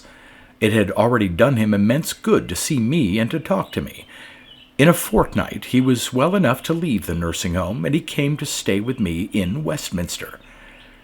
During those autumn evenings we went over all that had happened again and again. I questioned him more closely than I had done before. He denied that there had ever been anything abnormal about Anna. Theirs had been a normal, happy marriage. Her dislike of possessions, her Spartan way of living was, he agreed, unusual, but it had not struck him as peculiar. It was Anna I told him of the night I had seen her standing with bare feet in the garden on the frosted lawn. Yes, he said, that was the sort of thing she did, but she had a fastidiousness, a certain personal reticence that he respected. He never intruded upon it. I asked him how much he knew of her life before he married her. He told me there was very little to know. Her parents had died when she was young, and she had been brought up in Wales by an aunt. There was no peculiar background, no skeletons in the cupboard. Her upbringing had been entirely ordinary in every way. "It's no use," said Victor. "You can't explain Anna. She is just herself, unique. You can't explain her any more than you can explain the sudden phenomenon of a musician born to ordinary parents, or a poet, or a saint. There is no accounting for them. They just appear. It was my great fortune, praise God, to find her, just as it is my own personal hell now to have lost her. Somehow I shall continue living as she expected me to do, and once a year I shall go back to Monte Verita." His acquiescence to the total breakup of his life astounded me. I felt that I could not have overcome my own despair had the tragedy been mine. It seemed to me monstrous that an unknown sect on a mountainside could, in the space of a few days, have such power over a woman of intelligence and personality. It was understandable that ignorant peasant girls could be emotionally misled, and their relatives, blinded by superstition, do nothing about it. I told Victor this. I told him that it should be possible, through the ordinary channels of our embassy, to approach the government of that country, to have a nationwide inquiry, to get the press onto it, the backing of our own government. I told him I was prepared myself to set all this in motion. We were living in the 20th century, not in the Middle Ages. A place like Monte Verita should not be permitted to exist. I would arouse the whole country with the story, create an international situation. But why? Said Victor quietly. To what end? To get Anna back, I said, and to free the rest, to prevent the breakup of other people's lives. We don't, said Victor, go about destroying monasteries or convents. There are hundreds of them all over the world. That is different, I argued. They are organized bodies of religious people. They have existed for centuries. I think very probably Monte Verita has too. How do they live? How do they eat? What happens when they fall ill? When they die? I don't know. I try not to think about it.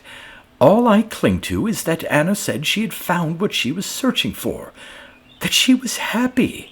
I'm not going to destroy that happiness. Then he looked at me in a way half puzzled, half wise, and said, It's odd you're talking in this way, because by rights you should understand Anna's feelings more than I do. You were always the one with mountain fever. You were the one in old climbing days to have your head in the clouds and quote to me, The world is too much with us, late and soon, getting and spending, we lay waste our powers. I remember getting up and going over to the window and looking out over the foggy street, down to the embankment. I said nothing. His words had moved me very much. I could not answer them, and I knew in the depths of my heart why I hated the story of Monte Verita and wanted the place to be destroyed. It was because Anna had found her truth, and I had not. That conversation between Victor and myself made, if not a division in our friendship, at least a turning point. We had reached a halfway mark in both our lives. He went back to his home in Shropshire and later wrote to me that he intended making over the property to a young nephew still at school, and during the next few years intended having the lad to stay with him in the holidays, to get him acquainted with the place. After that, he did not know. He would not commit himself to plans. My own future at this time was full with change. My work necessitated living in America for a period of 2 years. Then, as it turned out, the whole tenor of the world became disrupted. The following year was 1914. Victor was one of the first to join up. Perhaps he thought this would be his answer. Perhaps he thought he might be killed. I did not follow his example until my period in America was over. It was certainly not my answer, and I disliked every moment of my army years. I saw nothing of Victor during the whole of the war. We fought on different fronts and did not even meet on leave. I did hear from him once, and this is what he said. In spite of everything, I have managed to get to Monte Verita each year as I promised to do. I stayed a night with the old man in the village and climbed on to the mountain top the following day. It looked exactly the same, quite dead and silent. I left a letter for Anna beneath the wall and sat there all the day, looking at the place, feeling her near. I knew she would not come to me. The next day I went again and was overjoyed to find a letter from her in return, if you can call it a letter. It was cut on flat stone, and I suppose this is the only method they have of communication. She said she was well and strong and very happy. She gave me her blessing, and you also. She told me never to be anxious for her. That was all. It was, as I told you at the nursing home, like a spirit message from the dead. With this I have to be content, and am. If I survive this war, I shall probably go out and live somewhere in that country so that I can be near her, even if I never see her again, or hear nothing of her, but a few words scrawled on a stone once a year. Good luck to yourself, old fellow. I wonder where you are. Victor. When the armistice came, and I got myself demobilized and set about the restoration of my normal life, one of the first things I did was to inquire for Victor. I wrote to him in Shropshire. I had a courteous reply from the nephew. He had taken over the house and the estate. Victor had been wounded, but not badly. He had now left England and was somewhere abroad, either in Italy or Spain. The nephew was not sure which. But he believed his uncle had decided to live out there for good. If he had news of him, he would let me know.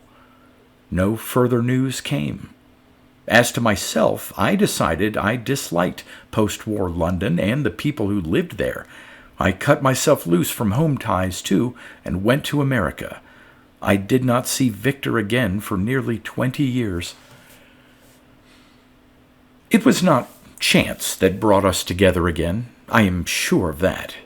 These things are predestined. I have a theory that each man's life is like a pack of cards, and those we meet and sometimes love are shuffled with us. We find ourselves in the same suit, held by the hand of fate. The game is played, we are discarded, and pass on. What combination of events brought me to Europe again at the age of 55, 2 or 3 years before the Second World War, does not matter to this story. It so happened that I came. I was flying from one capital city to another. The names of both are immaterial, and the airplane in which I traveled made a forced landing, luckily without loss of life, in desolate, mountainous country. For 2 days, the crew and passengers, myself amongst them, held no contact with the outer world. We camped in the partially wrecked machine and waited for rescue. This adventure made headlines in the world press at the time, even taking precedence for a few days over the simmering European situation. Hardship for those 48 hours was not acute.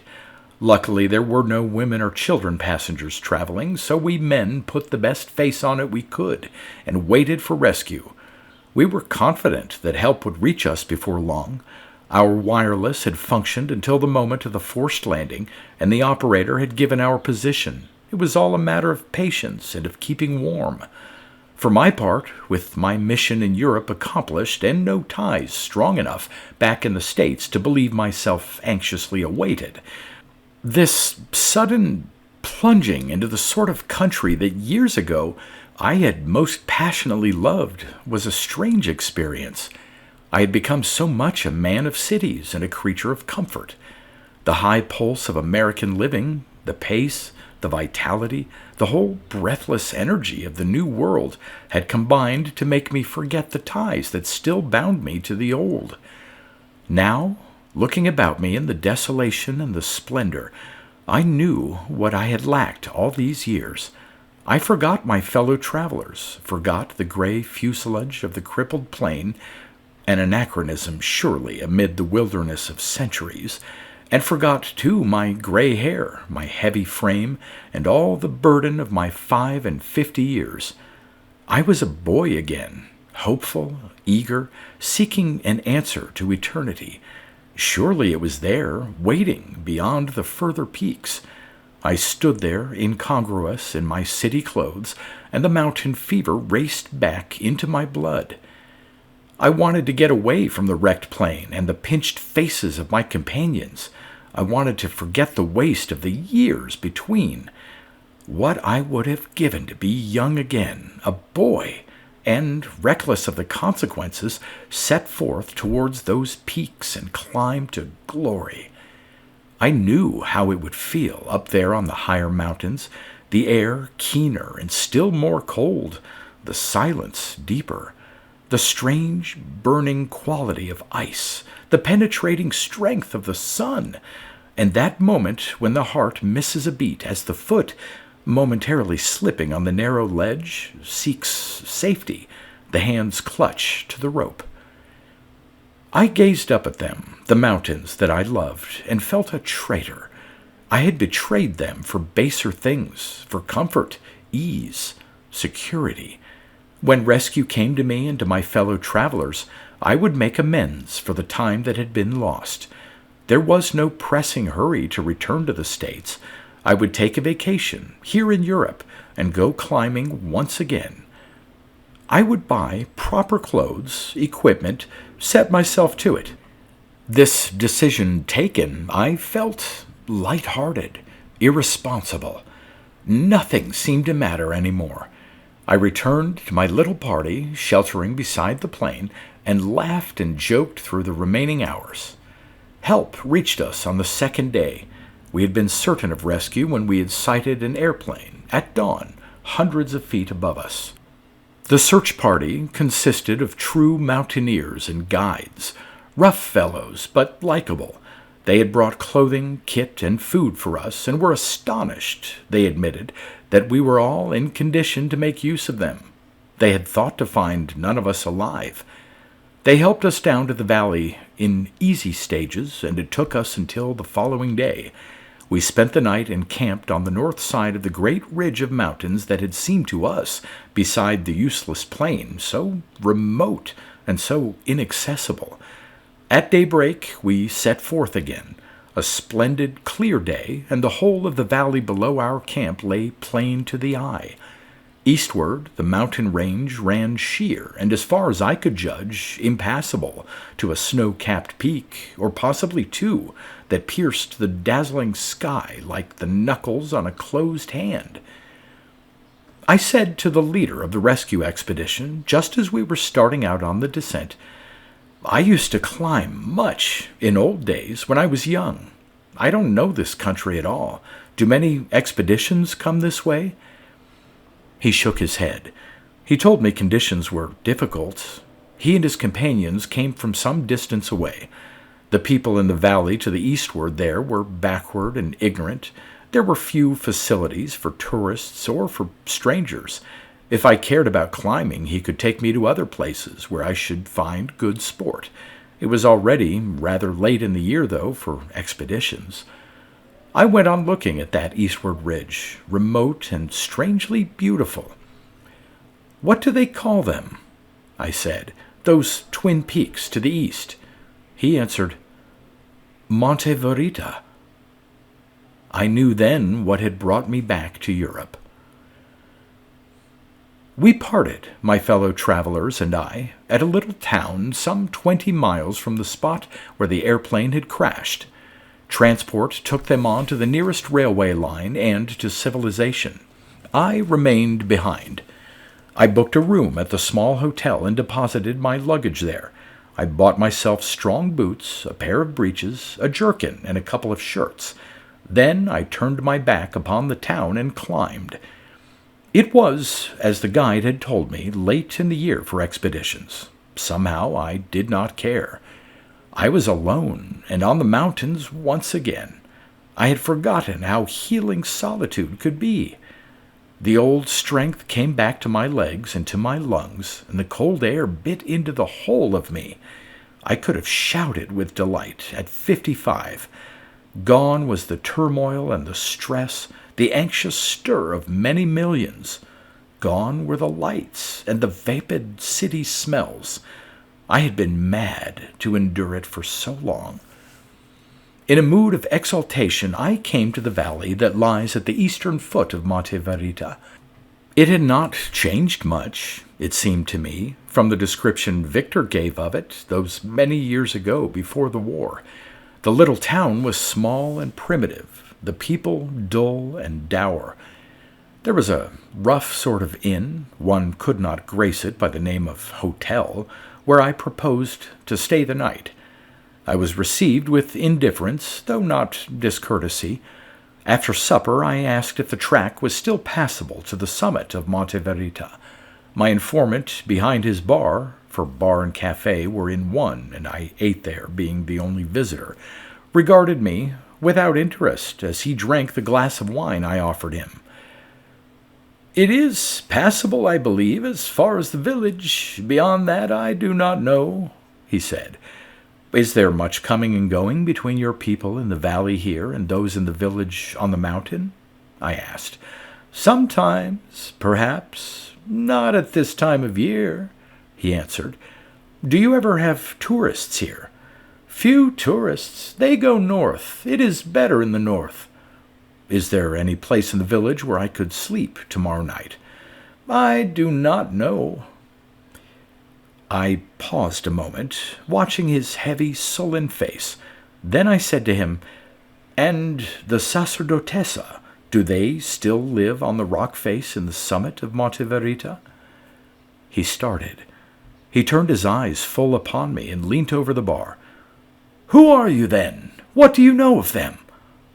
"Then they do exist still?" I said. He watched me, suspicious. Much had happened to his country in the past 20 years. Violence, revolution, hostility between father and son, and even this remote corner must have had its share. It must have been this that made reserve. "There are stories," he said, slowly. "I prefer not to mix myself up in such matters. It is dangerous. One day there will be trouble." "Trouble for whom?" "For those in the village, for those who may live on Monte Verita. I know nothing of them. For us here in the valley, I do not know. If I do not know, no harm can come to me."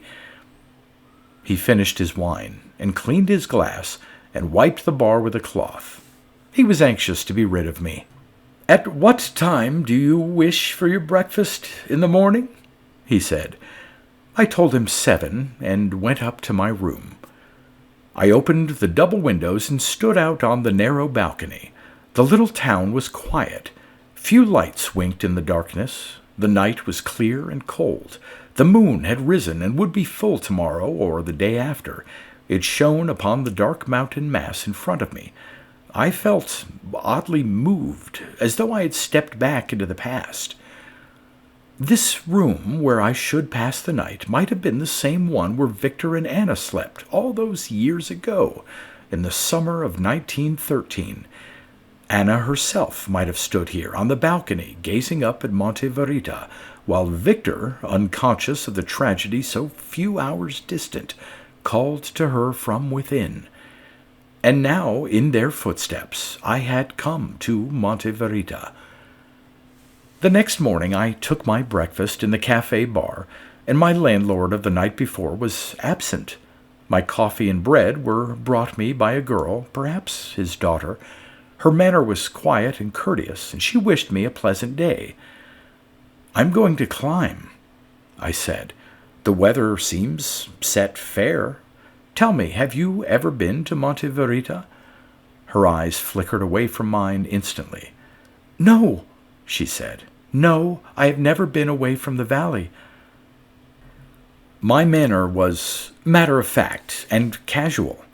I said something about friends of mine having been here some while ago, I did not say how long, and that they had climbed to the summit and had found the rock face there between the peaks and had been much interested to learn about the sect who had lived enclosed within the walls. "Are they still there, do you know?" I asked, lighting a cigarette, elaborately at ease. She glanced over her shoulder nervously, as though conscious that she might be overheard. "It is said so," she answered. "My father does not discuss it before me.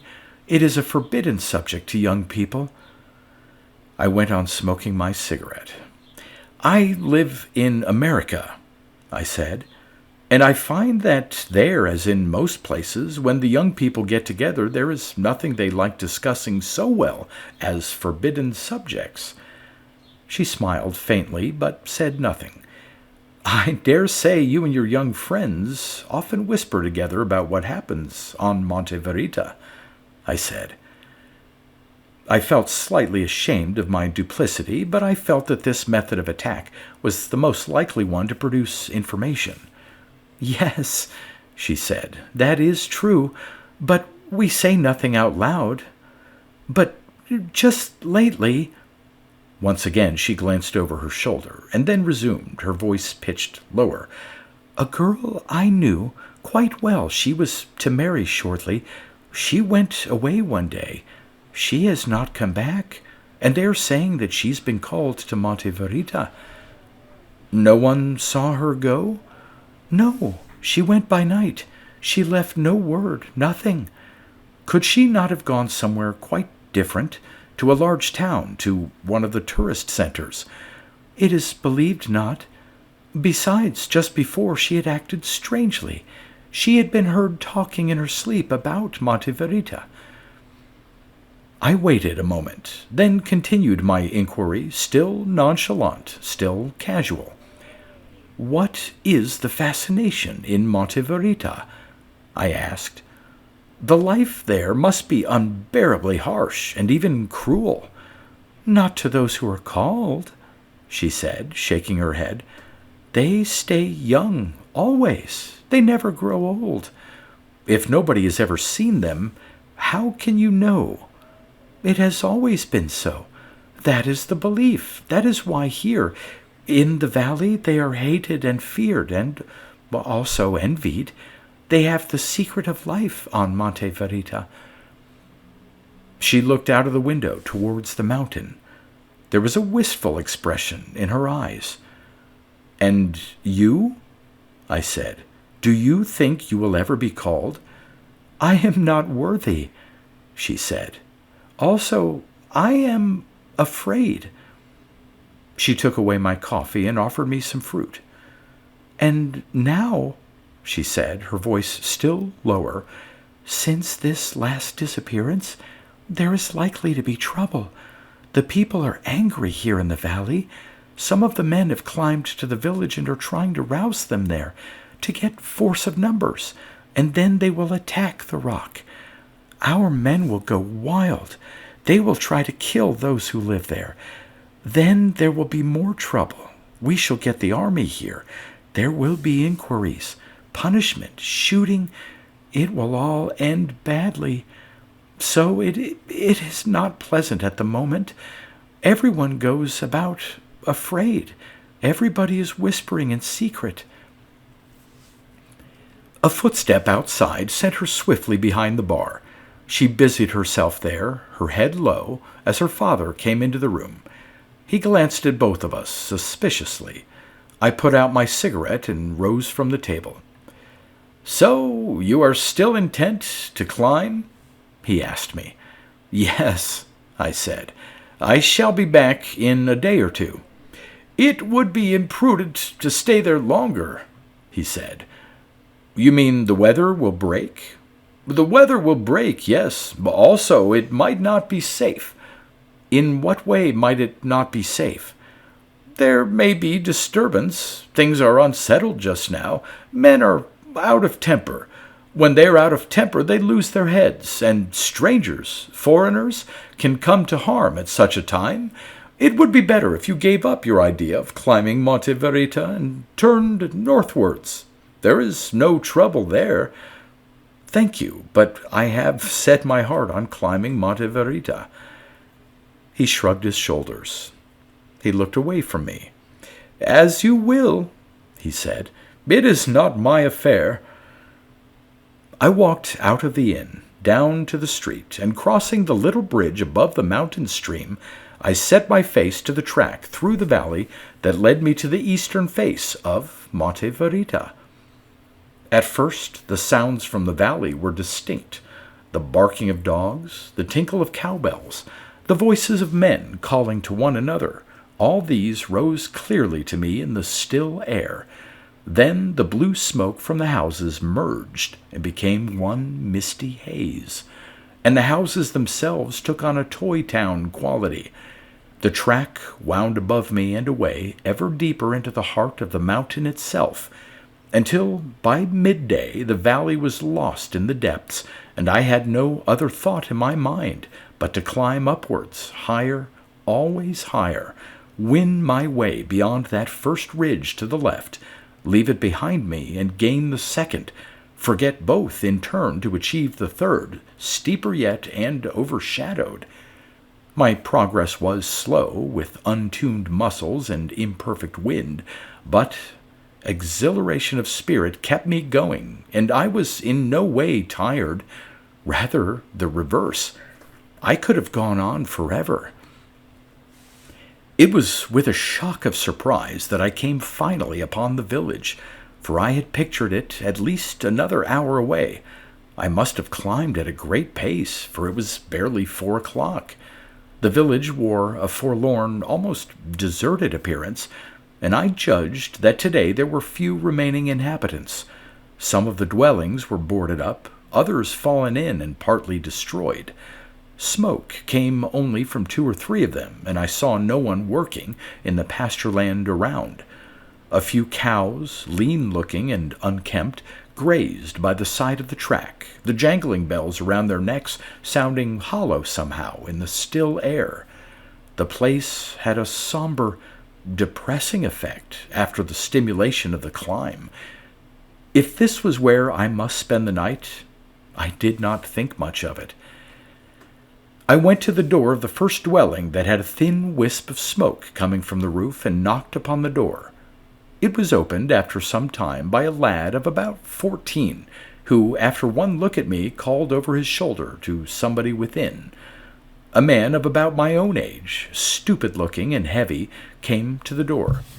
He said something to me in patois, then, staring a moment, and realizing his mistake, he broke, even more haltingly than I, into the language of the country. "You are the doctor from the valley?" he said to me. "No," I replied. "I am a stranger on vacation, climbing in the district. I want a bed for the night, if you can give me one." His face fell. He did not reply directly to my request. "We have someone here very sick," he said. "I do not know what to do. They said a doctor would come from the valley. You met no one?" "Well, I'm afraid not. No one climbed from the valley except myself. Who is ill? A child?" The man shook his head.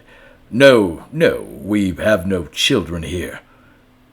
He went on looking at me in a dazed, helpless sort of way, and I felt sorry for his trouble, but I did not see what I could do.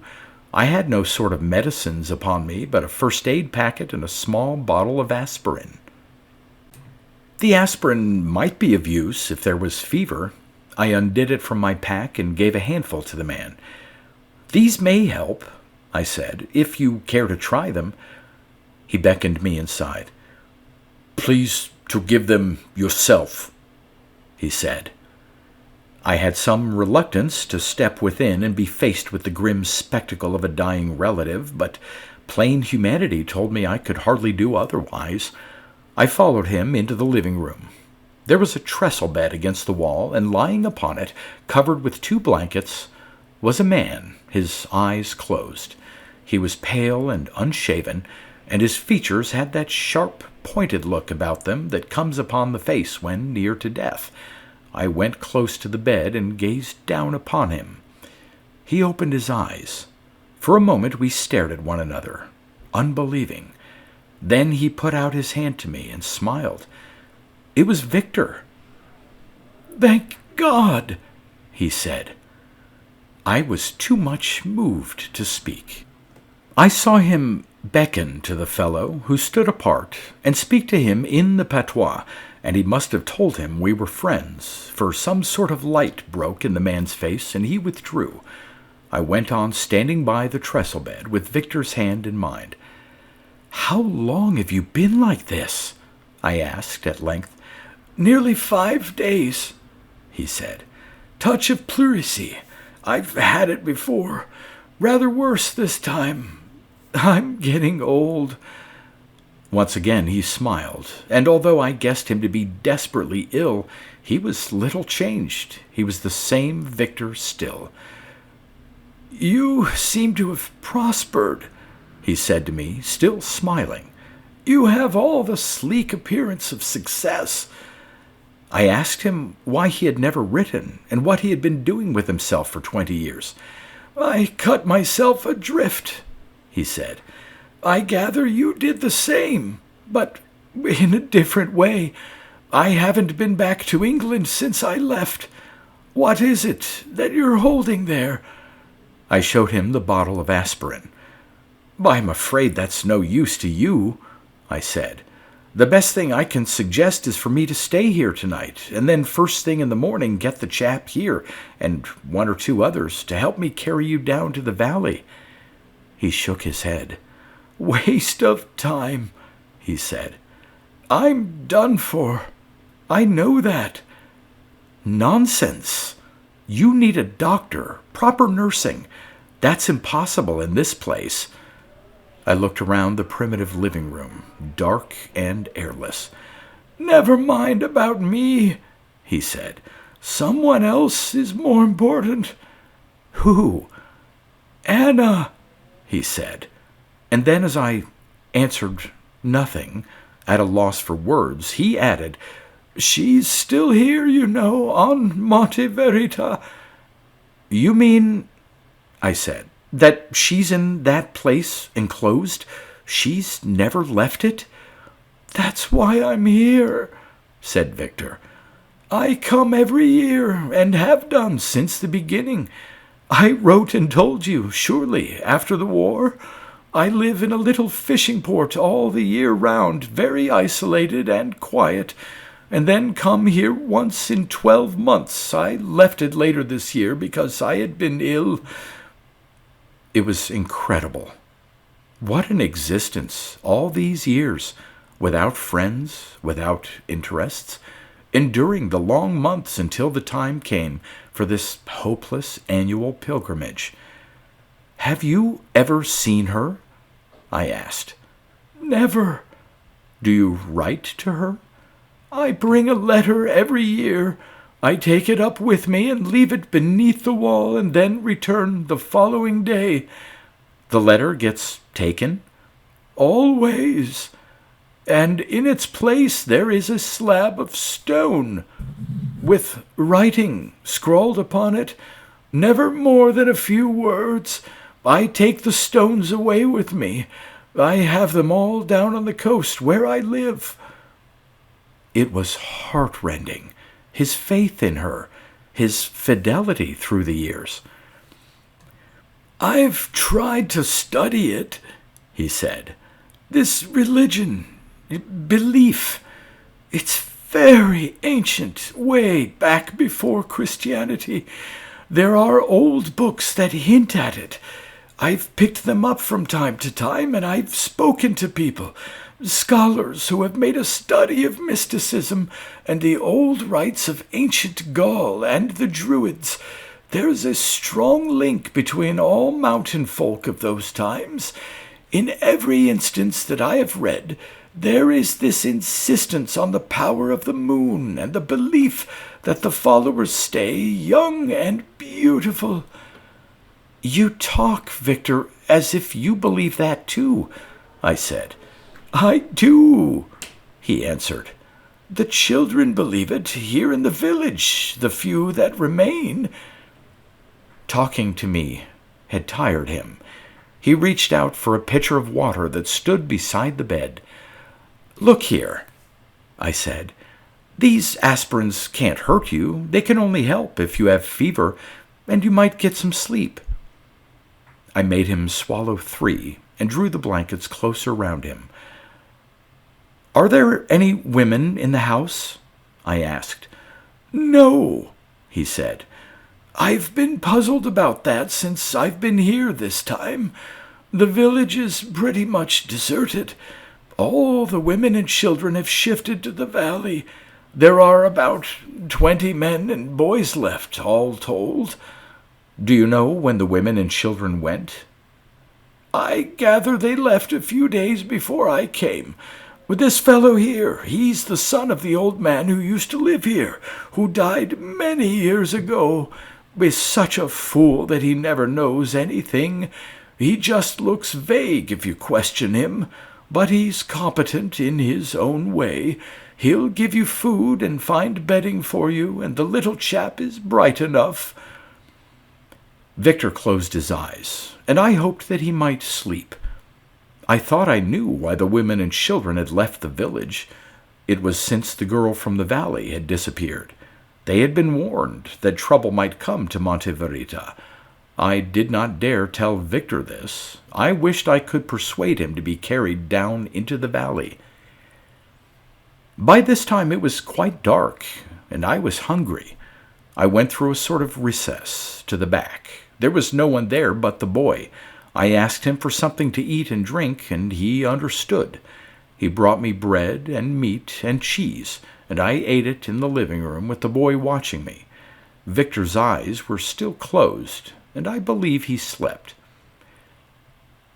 "Will he get better?" asked the boy. He did not speak in patois. "I think so," I answered. "If I can get help to carry him to a doctor in the valley." "I will help you," said the boy, "and 2 of my companions. We should go tomorrow. After that it will be difficult." "Why?" "There will be coming and going the day after. Men from the valley. Much excitement, and my companions and I will join them." "What is going to happen?" He hesitated. He looked at me with quick, bright eyes. "I do not know," he said. He slipped away back to the recess. Victor's voice came from the trestle bed. "What did the boy say?" he asked. "Who is coming from the valley?" "I don't know," I said casually. "Some expedition, perhaps, but he has offered to help take you down the mountain tomorrow." "No expeditions ever come here," said Victor.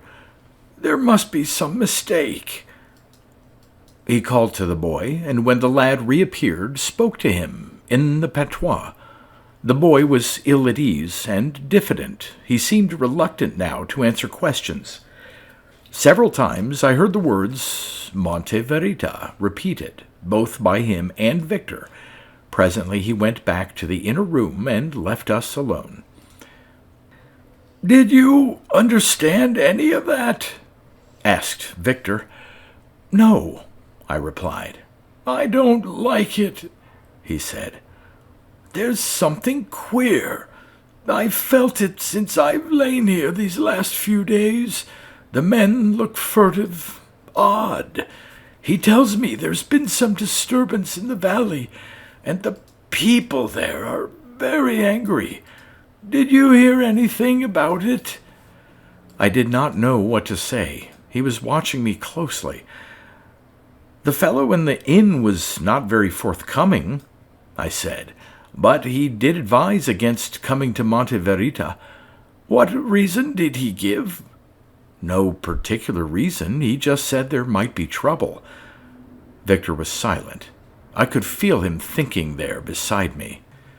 "Have any of the women disappeared from the valley?" he said. It was useless to lie. "I heard something about a missing girl," I told him, "but I don't know if it's true." "It will be true. That is it, then." He said nothing for a long while, and I could not see his face. It was in shadow. The room was lit by a single lamp, giving a pallid glow. "You must climb tomorrow and warn Anna at Monte Verita," he said at last. I think I had expected this. I asked him how it could be done. "I can sketch the track for you," he said. "You can't go wrong. It's straight up the old watercourse, heading south all the while. The rains haven't made it impassable yet. If you leave before dawn, you'll have all day before you." "What happens when I get there?" "You must leave a letter, as I do, and then come away. They won't fetch it while you are there. I will write also. I shall tell Anna that I am ill here, and that you have suddenly appeared after nearly 20 years. You know, I was thinking just now, while you were talking to the boy, it's like a miracle. I have a strange sort of feeling Anna brought you here." His eyes were shining with that old boyish faith that I remembered. "Perhaps," I said, "either Anna or what you used to call my mountain fever." "Isn't that the same thing?" he said to me. We looked at one another in the silence of that small, dark room, and then I turned away and called the boy to bring me bedding and a pillow. I would sleep the night on the floor by Victor's bed. He was restless in the night and breathed with difficulty. Several times I got up to him and gave him more aspirin and water. He sweated much, which might be a good thing or a bad, I did not know. The night seemed endless, and for myself I barely slept at all. We were both awake when the first darkness paled. "You should start now," he said, and going to him I saw with apprehension that his skin had gone clammy cold. He was worse, I was certain, and much weaker. "Tell Anna," he said, "that if the valley people come, she and the others will be in great danger. I am sure of it." "I will write all that," I said. "She knows how much I love her. I tell her that always in my letters, but you could say so once again. Wait in the gully. You may have to wait 2 hours, or even 3, or longer still. Then go back to the wall and look for the answer on the slab of stone. It will be there." I touched his cold hand and went out into the chill morning air. Then, as I looked about me, I had my first misgiving. There was cloud everywhere, not only beneath me, masking the track from the valley where I had come the night before, but here in the silent village, wreathing in mist the roofs of the huts, and also above me where the path wound through scrub and disappeared upon the mountainside. Softly, silently, the clouds touched my face and drifted past, never dissolving, never clearing. The moisture clung to my hair and to my hands, and I could taste it on my tongue. I looked this way and that in the half-light, wondering what I should do. All the old instinct of self-preservation told me to return. To set forth in breaking weather was madness to my remembered mountain lore, yet to stay there in the village with Victor's eyes upon me, hopeful, patient, was more than I could stand. He was dying, we both knew it, and I carried in my breast pocket his last letter to his wife. I turned to the south, and still the clouds came traveling past, slowly, relentlessly down from the summit of Monte Verita. I began to climb. Victor had told me that I should reach the summit in 2 hours, less than that, with the rising sun behind me. I had also a guide, the rough sketch map that he had drawn. In the first hour after leaving the village, I realized my error. I should never see the sun that day. The clouds drove past me, vapor in my face, clammy and cold. They hid the winding watercourse up which I had climbed 5 minutes since, down which already came the mountain springs, loosening the earth and stones. By the time the contour changed, and I was free of roots and scrub and feeling my way upon bare rock, it was past midday. I was defeated. Worse still, I was lost. I turned back and could not find the watercourse that had brought me so far. I approached another, but it ran northeast and had already broken for the season. A torrent of water washed away down the mountainside. One false move, and the current would have borne me away, tearing my hands to pieces as I sought for a grip among the stones. Gone was my exultation of the day before. I was no longer in the thrall of mountain fever, but held instead by the equally well-remembered sense of fear. It had happened in the past, many a time, the coming of cloud. Nothing renders a man so helpless unless he can recognize every inch of the way by which he has come, and so descend. But I had been young in those days, trained and climbing fit. Now I was a middle-aged city dweller, alone on a mountain I had never climbed before, and I was scared. I sat down under the lee of a great boulder, away from the drifting cloud, and ate my lunch, the remainder of sandwiches packed at the Valley Inn, and waited. Then, still waiting, I got up and stamped about for warmth.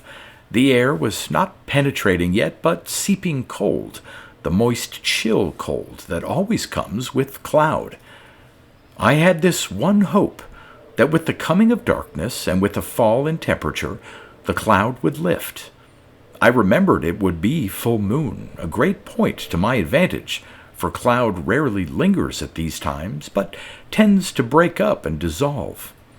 I welcomed, therefore, the coming of a sharper cold into the atmosphere. The air was perceptibly keener, and looking out towards the south, from which direction the cloud had drifted all the day, I could now see some 10 feet ahead. Below me it was still as thick as ever. A wall of impenetrable mist hid the descent. I went on waiting. Above me, always to the south, the distance that I could see increased from a dozen feet to 15, from 15 to 20. The cloud was cloud no longer, but vapor only, thin and vanishing, and suddenly the whole contour of the mountain came into view. Not the summit as yet, but the great jutting shoulder, leaning south, and beyond it, my first glimpse of the sky. I looked at my watch again. It was 5:45. Night had fallen on Monte Verita. Vapor came again, obscuring that clear patch of sky that I had seen, and then it drifted, and the sky was there once more. I left my place of shelter where I had been all day.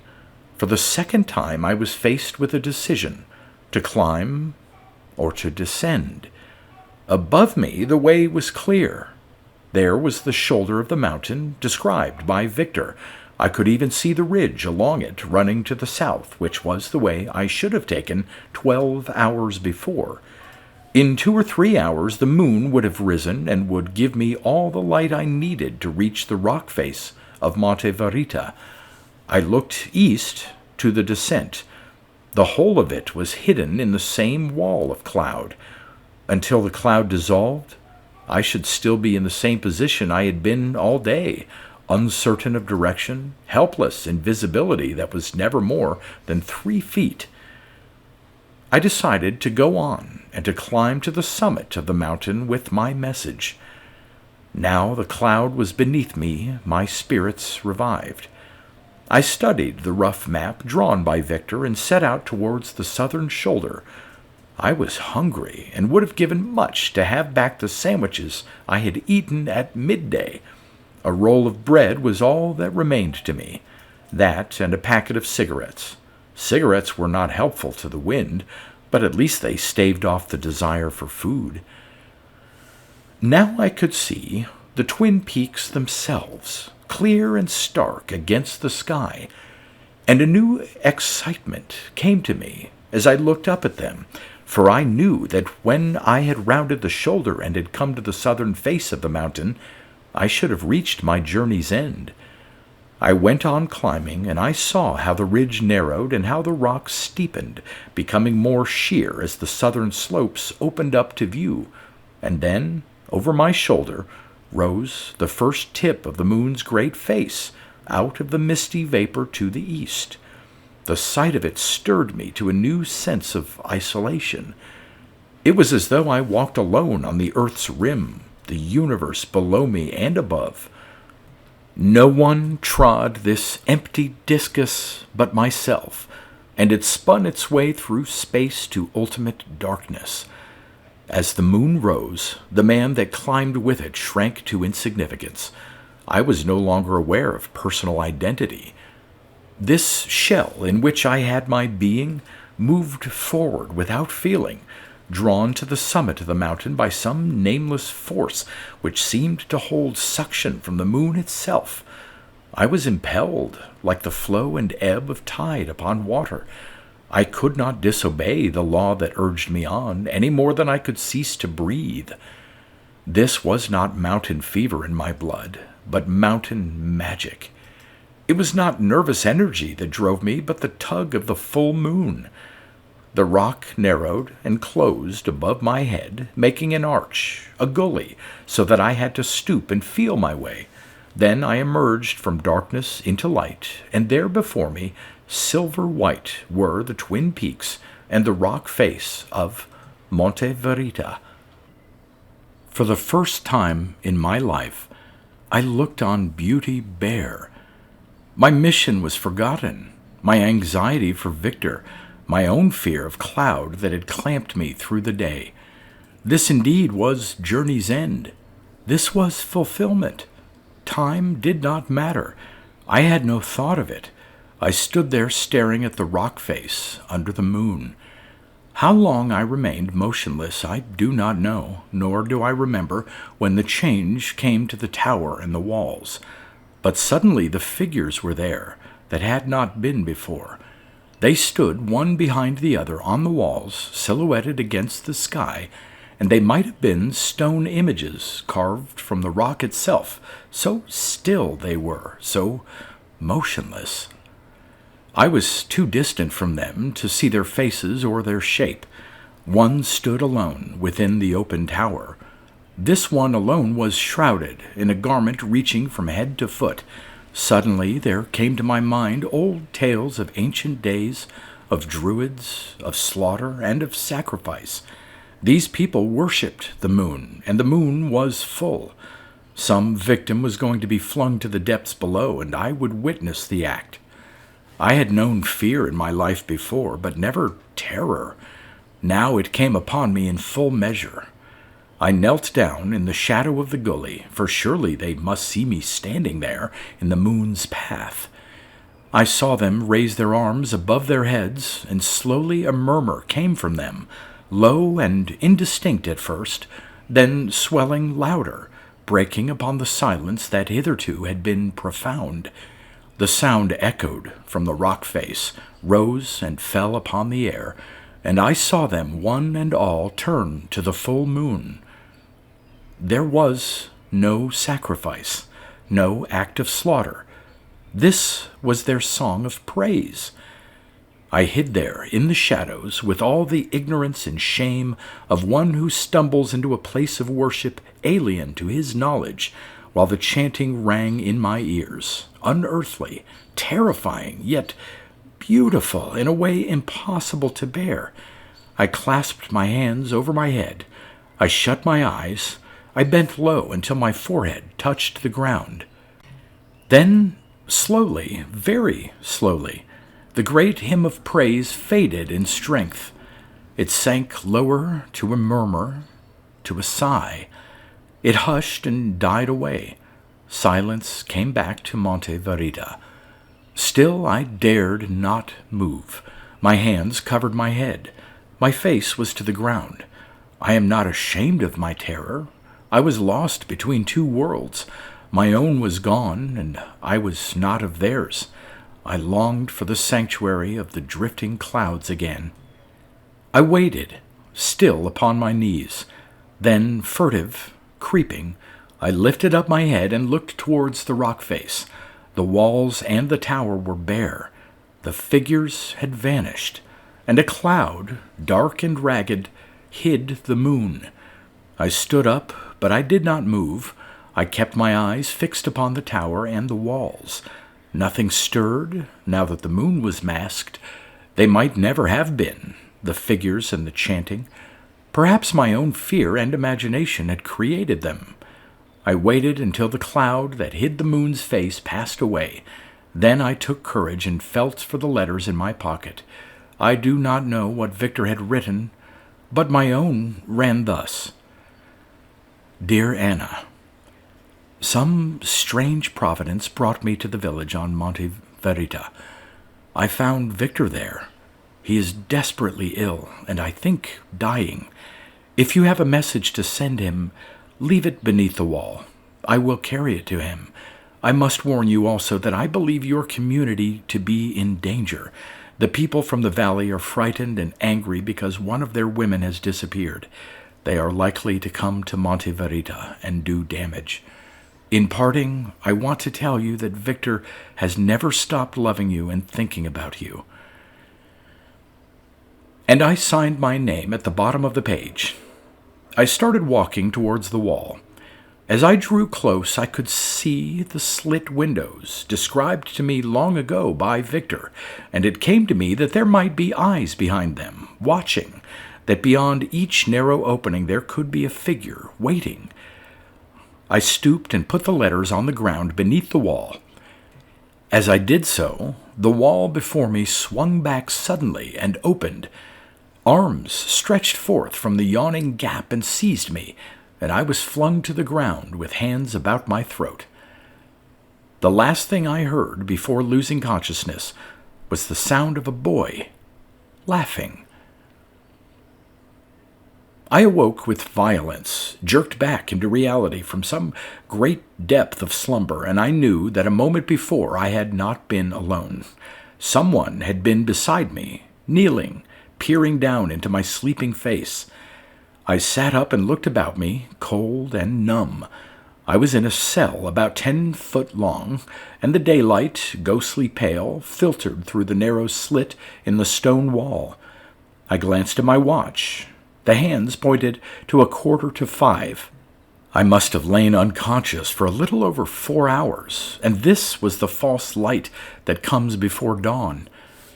My first feeling now, on waking, was one of anger. I had been fooled. The people in the village below Monte VERITA had lied to me, and to Victor too. The rough hands that had seized me, and the boy's laugh that I heard, these had belonged to the villagers themselves. That man and his son had preceded me up the mountain track, and had lain in wait for me. They knew a way of entry through the walls. They had fooled Victor through the years, and thought to fool me too. God alone knew their motive. It could not be robbery. We neither of us had anything but the clothes we wore. This cell into which they had thrust me was quite bare. No sign of human habitation, not even a board on which to lie. A strange thing, though. They had not bound me, and there was no door to the cell. The entry was open, a long slit, like the window, but large enough to permit the passage of a single form. I sat waiting for the light to strengthen, and for the feeling, too, to come back to my shoulders, arms, and legs. My sense of caution told me this was wise. If I ventured through the opening now, I might in the dim light stumble and fall, and be lost in some labyrinth of passageway or stair. My anger grew with the daylight, yet with it also a feeling of despair. I longed more than anything to get hold of the fellow and his son, threaten them both, fight them if necessary. I would not be thrown to the ground a second time unawares. But what if they had gone away and left me in this place without means of exit? Supposing this, then, was the trick they played on strangers, and had done so through countless years, the old man before them and others before him, luring the women from the valley too, and once inside these walls, leaving the victims to starvation and death. The uneasiness mounting in me would turn to panic if I thought too far ahead, and to calm myself I felt in my pocket for my cigarette case. The first few puffs steadied me. The smell and the taste of the smoke belonged to the world I knew. Then I saw the frescoes. The growing light betrayed them to me.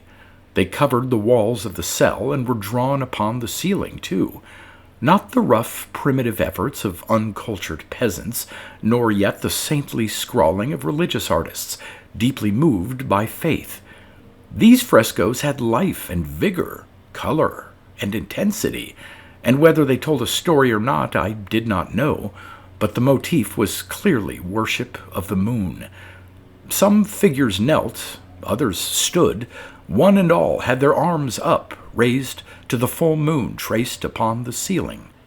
Yet, in some strange fashion, the eyes of the worshippers, drawn with uncanny skill, looked down upon me, not upwards to the moon. I smoked my cigarette and looked away, but all the time I felt their eyes fasten on me as the daylight grew, and it was like being back outside the walls again, unaware of silent watchers from behind the slit windows.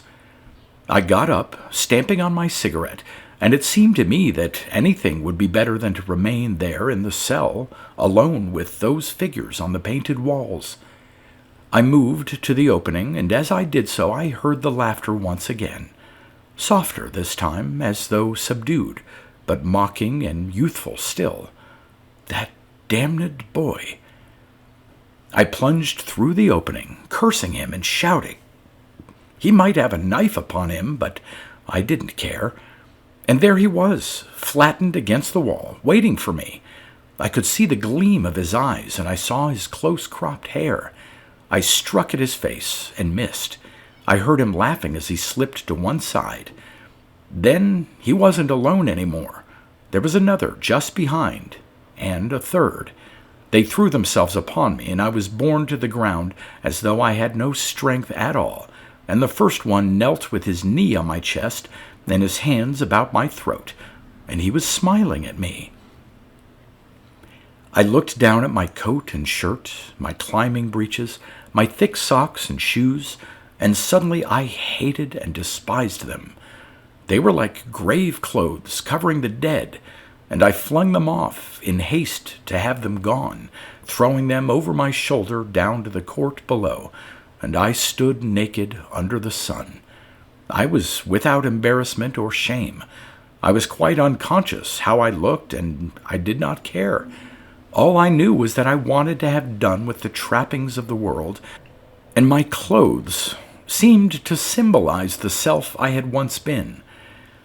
We climbed the steps and reached the summit, and now the whole world lay before us, without mist or cloud, the lesser peaks stretching away into infinity, and far below, concerning us not at all, hazy and green and still, were the valleys and the streams and the little sleeping towns.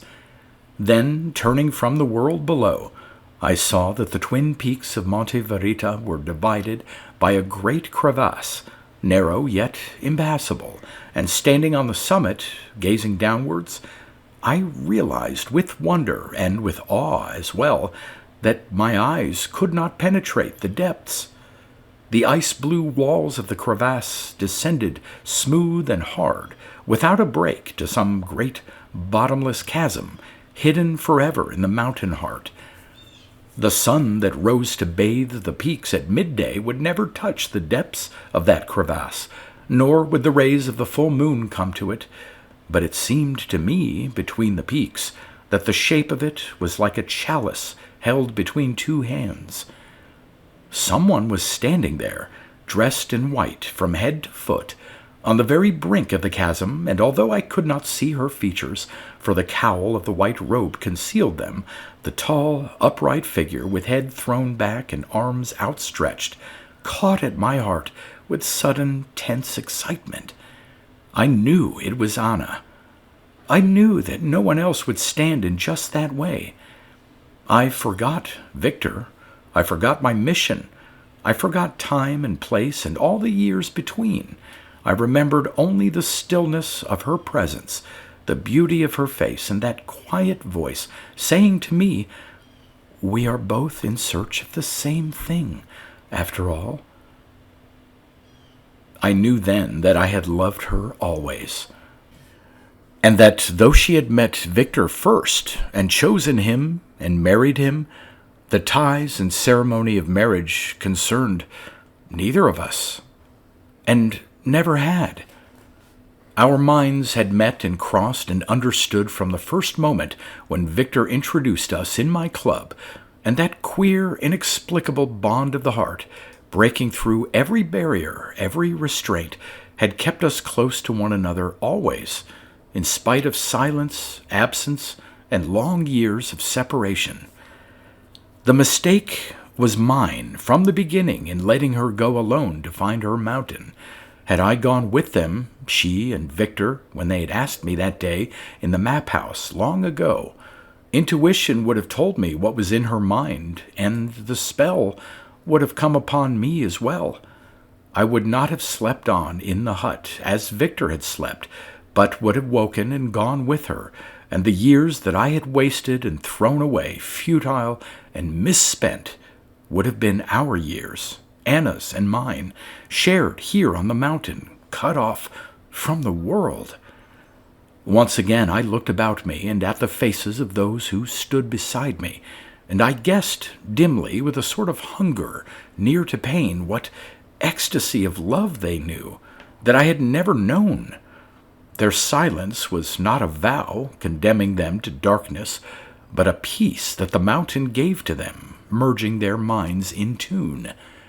There was no need for speech when a smile, a glance, conveyed a message and a thought, while laughter, triumphant always, sprang from the heart's center, never to be suppressed. This was no closed order, gloomy, sepulchral, denying all that instinct gave the heart. Here, life was fulfilled, clamoring, intense, and the great heat of the sun seeped into the veins, becoming part of the bloodstream, part of the living flesh, and the frozen air, merging with the direct rays of the sun, cleansed the body and the lungs, bringing power and strength, the power I had felt when the fingers touched my heart. In the space of so short a while, my values had all changed, and the self who had climbed the mountain through the mist, fearful, anxious, and angry too, but a little while ago, seemed to exist no more. I was gray-haired, past middle age, a madman to the world's eyes, if they could see me now, a laughing-stock, a fool, and I stood naked with the rest of them on Monte Verita, and held up my arms to the sun. It rose now in the sky and shone upon us, and the blistering of my skin was pain and pleasure blended, and the heat drove through my heart and through my lungs. I kept my eyes fixed on Anna, loving her with such intensity that I heard myself calling aloud, "Anna! Anna!" And she knew that I was there, for she lifted her hand in signal. None of them minded, none of them cared. They laughed with me. They understood. Then from the midst of us came a girl, walking. She was dressed in a simple village frock with stockings and shoes, and her hair hung loose on her shoulders. I thought her hands were folded together as though in prayer, but they were not. She held them to her heart, the fingers touching. She went to the brink of the crevasse where Anna stood. Last night, beneath the moon, I should have been gripped by fear, but not now. I had been accepted. I was one of them. For one instant, in its space of time above us in the sky, the sun's ray touched the lip of the crevasse, and the blue ice shone. We knelt with one accord, our faces to the sun, and I heard the hymn of praise. This, I thought, was how men worshipped in the beginning, how they will worship in the end. Here is no creed, no savior, and no deity, only the sun which gives us light and life. This is how it has always been from the beginning of time. The sun's ray lifted and passed on, and then the girl, rising to her feet, threw off her stockings and her shoes and her dress also, and Anna, with a knife in her hand, cut off her hair, cropping it close above the ears. The girl stood before her, her hands upon her heart. Now she is free, I thought. She won't go back to the valley again. Her parents will mourn her, and her young man too, and they'll never discover what she has found here on Monte Verita. In the valley there would have been feasting and celebration, and then dancing at the wedding, and afterwards the turmoil of a brief romance turning to humdrum married life, the cares of her house, the cares of children, anxiety, fret, illness, trouble, the day-by-day routine of growing old. Now she is spared all that. Here, nothing once felt is lost. Love and beauty don't die or fade away. Living's hard because nature's hard, and nature has no mercy, but it was this she wanted in the valley. It was for this she came. She will know everything here that she never knew before and would not have discovered below, there in the world. Passion and joy and laughter, the heat of the sun, the tug of the moon, love without emotion, sleep with no waking dream. And that's why they hate it in the valley. That's why they're afraid of Monte Verita. Because here on the summit is something they don't possess and never will, so they are angry and envious and unhappy. Then Anna turned, and the girl who had thrown her sex away with her past life and her village clothes followed barefoot, bare-armed, cropped-haired like the others, and she was radiant, smiling, and I knew that nothing would ever matter to her again. They descended to the court, leaving me alone on the summit, and I felt like an outcast before the gates of heaven. My brief moment had come and gone. They belonged here, and I did not. I was a stranger from the world below. I put on my clothes again, restored to a sanity I did not want, and remembering Victor and my mission, I too went down the steps to the court, and looking upwards, I saw that Anna was waiting for me in the tower above. The others flattened themselves against the wall to let me pass, and I saw that Anna alone amongst them wore the long white robe and the cowl. The tower was lofty, open to the sky, and characteristically, with that same gesture, I remembered when she used to sit on the low stool before the fire in the great hall. Anna sat down now on the topmost step of the tower, one knee raised and elbow on that knee. Today was yesterday. Today was 26 years ago, and we were alone once more in the manor house in Shropshire, and the peace she had brought to me then she brought me now. I wanted to kneel beside her and take her hand. Instead, I went and stood beside the wall, my arms folded. "So you found it at last," she said. "It took a little time." The voice was soft and still and quite unchanged. "Did you bring me here?" I asked. "Did you call me when the aircraft crashed?" She laughed, and I had never been away from her. Time stood still on Monte Verita. "I wanted you to come long before that," she said, "but you shut your mind away from me. It was like clamping down a receiver. It always took two to make a telephone call. Does it still?" "It does," I answered. "And our more modern inventions need valves for contact. Not the mind, though." "Your mind has been a box for so many years," she said. "It was a pity. We could have shared so much. Victor had to tell me his thoughts in letters, which wouldn't have been necessary with you." It was then, I think, that the first hope came to me.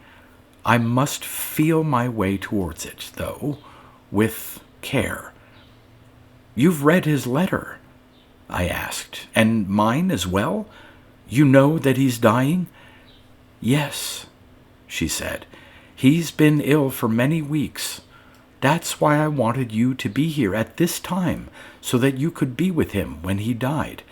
And it will be all right for him now when you go back to him and tell him that you've spoken to me. He'll be happy then." "Why not come yourself?" "Better this way," she said. "Then he can keep his dream." His dream? What did she mean? They were not, then, all-powerful here on Monte Verita. She understood the danger in which they stood. "Anna," I said, "I'll do what you want me to do. I'll return to Victor and be with him at the last. But time is very short. More important still is the fact that you and the others here are in great danger. Tomorrow, tonight even, the people from the valley are going to climb here to Monte Verita, and they'll break into this place and kill you. It's imperative that you get away before they come. If you have no means of saving yourselves, then you must allow me to do something to help you. We are not so far from civilization as to make that impossible. I can get down to the valley, find a telephone, get through to the police, to the army, to some authority in charge."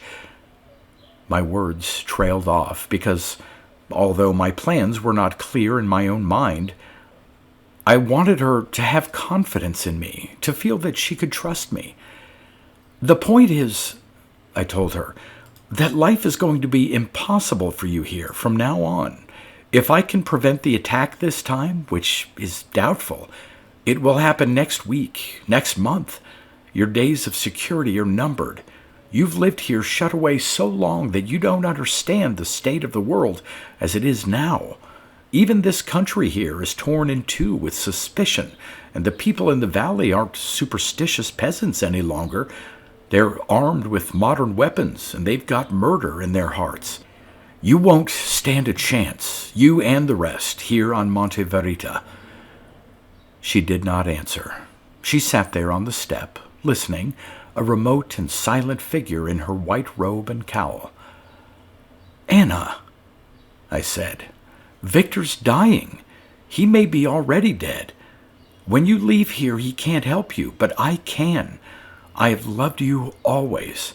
No need to tell you that. You must have guessed it. You destroyed 2 men, you know, when you came to live on Monte Verita 26 years ago. But that doesn't matter anymore. I've found you again. And there are still places far away, inaccessible to civilization, where we could live, you and I, and the others with you here if they wished to come with us. I have money enough to arrange all that. You won't have to worry about anything." I saw myself discussing practicalities with consuls, embassies, going into the question of passports, papers, clothing. I saw, too, in my mind's eye, the map of the world.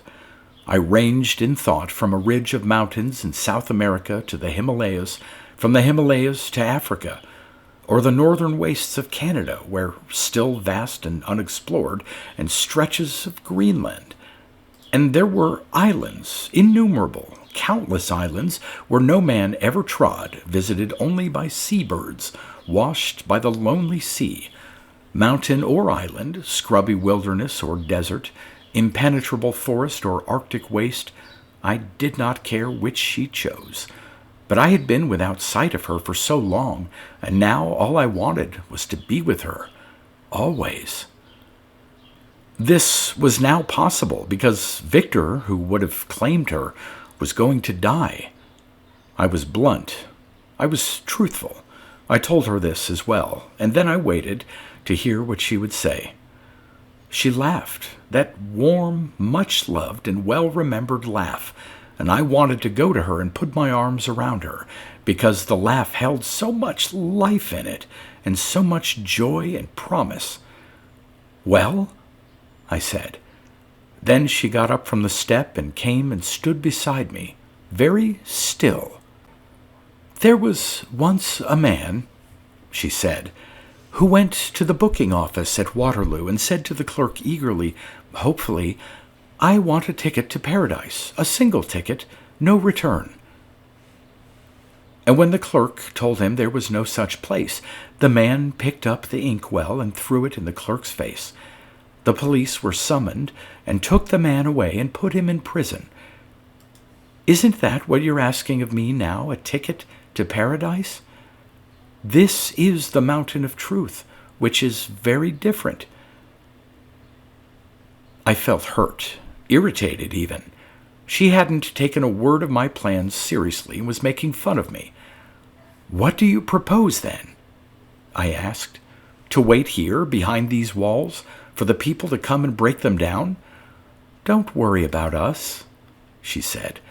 "We know what we shall do." She spoke with indifference, as if the matter was of no importance, and in agony I saw the future that I had begun to plan for us both slip away from me. "Then you do possess some secret?" I asked, almost in accusation. "You can work some miracle and save yourself and the others too? What about me? Can you take me with you?" "You wouldn't want to come," she said. She put her hand on my arm. "It takes time, you know, to build a Monte Verita. It isn't just doing without clothes and worshipping the sun." "I realize that," I told her. "I'm prepared to begin all over again, to learn new values, to start from the beginning. I know that nothing I've done in the world is any use.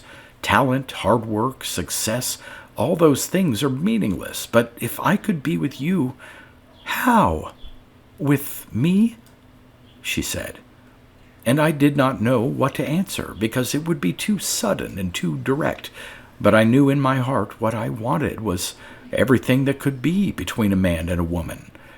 Not at first, of course, but later, when we had found our other mountain, our other wilderness, or wherever it was we might go to hide ourselves from the world. There was no need to rehearse all that now. The point was that I was prepared to follow her anywhere, if she would let me. I love you, and have always loved you. Isn't that enough? I asked. No, she said. Not on Monte Verita? And she threw back her cowl, and I saw her face. I gazed at her in horror. I could not move. I could not speak. It was as though all feeling had been frozen. My heart was cold.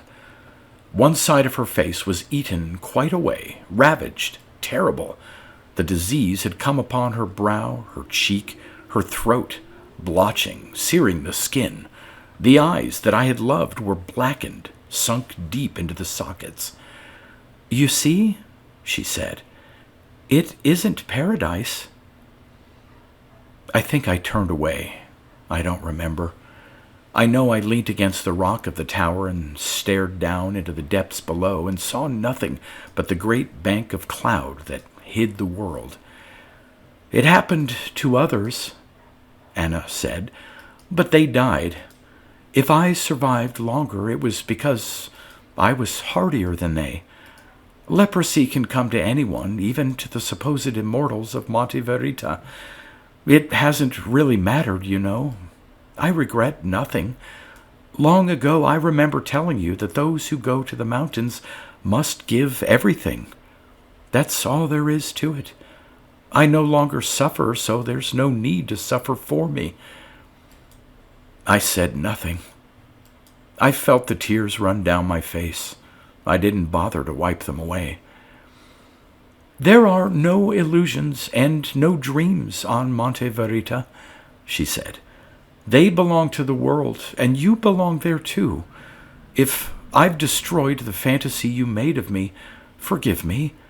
You've lost the Anna you knew once and found another one instead. Which you will remember longer rather depends upon yourself. Now go back to your world of men and women and build yourself a Monte Verita." Somewhere there was scrub and grass and stunted trees.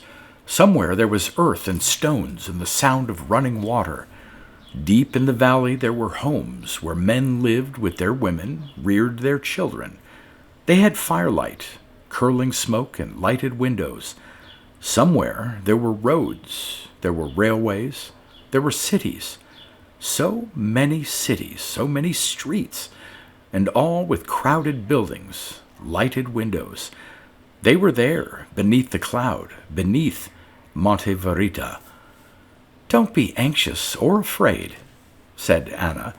"And as for the valley people, they can't harm us. One thing only."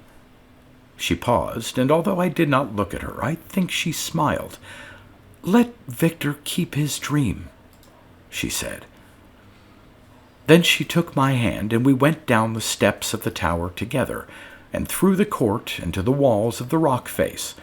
They stood there watching us, those others, with their bare arms and legs, their close-cropped hair, and I saw, too, the little village girl, the proselyte, who had renounced the world and was now one of them. I saw her turn and look at Anna, and I saw the expression in her eyes.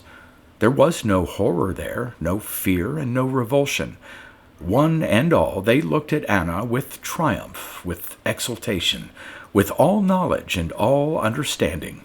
And I knew that what she felt and what she endured, they felt also, and shared with her, and accepted. She was not alone. They turned their eyes to me, and their expression changed. Instead of love and knowledge, I read compassion. Anna did not say goodbye. She put her hand an instant on my shoulder. Then the wall opened, and she was gone from me. The sun was no longer overhead. It had started its journey in the western sky. The great white banks of cloud rolled upward from the world below. I turned my back on Monte Verita.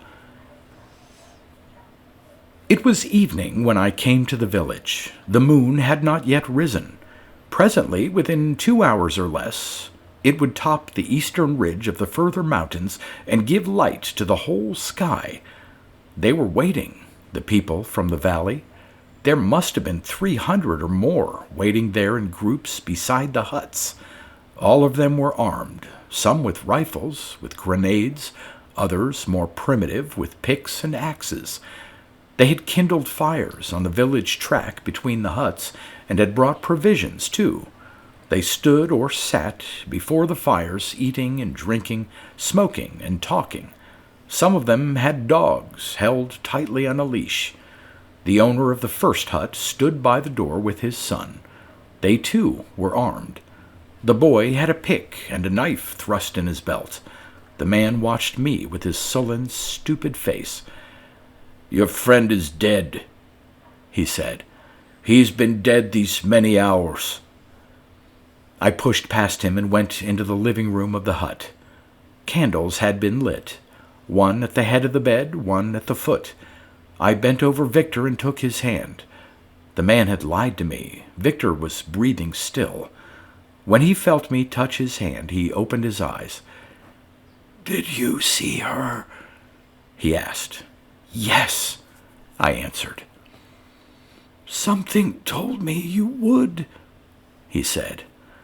"Lying here, I felt that it would happen. She's my wife, and I've loved her all these years, but you only have been allowed to see her. Too late, isn't it, to be jealous now?" The candlelight was dim. He could not see the shadows by the door, nor hear the movement and the whispering about.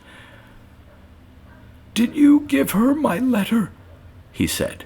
"She has it," I answered.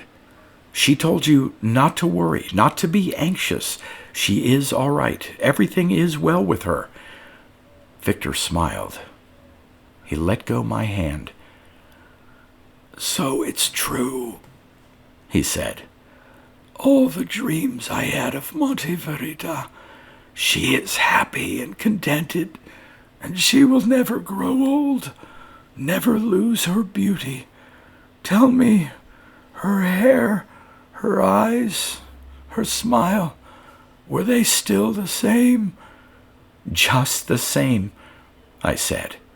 "Anna will always be the most beautiful woman you or I have ever known." He did not answer. And as I waited there beside him, I heard the sudden blowing of a horn, echoed by a second and a third. I heard the restless movement of the men outside in the village as they shouldered their weapons, kicked out the fires, and gathered together for the climb.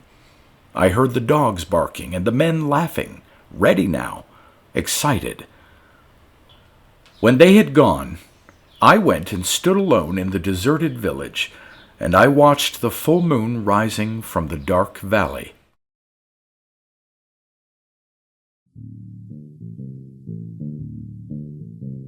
You've been listening to pre-1990s speculative fiction readings with a highlight on science fiction by Darrell T. Smith II. Please consider clicking the donation link in the description box. Thank you so much for your time and your imagination.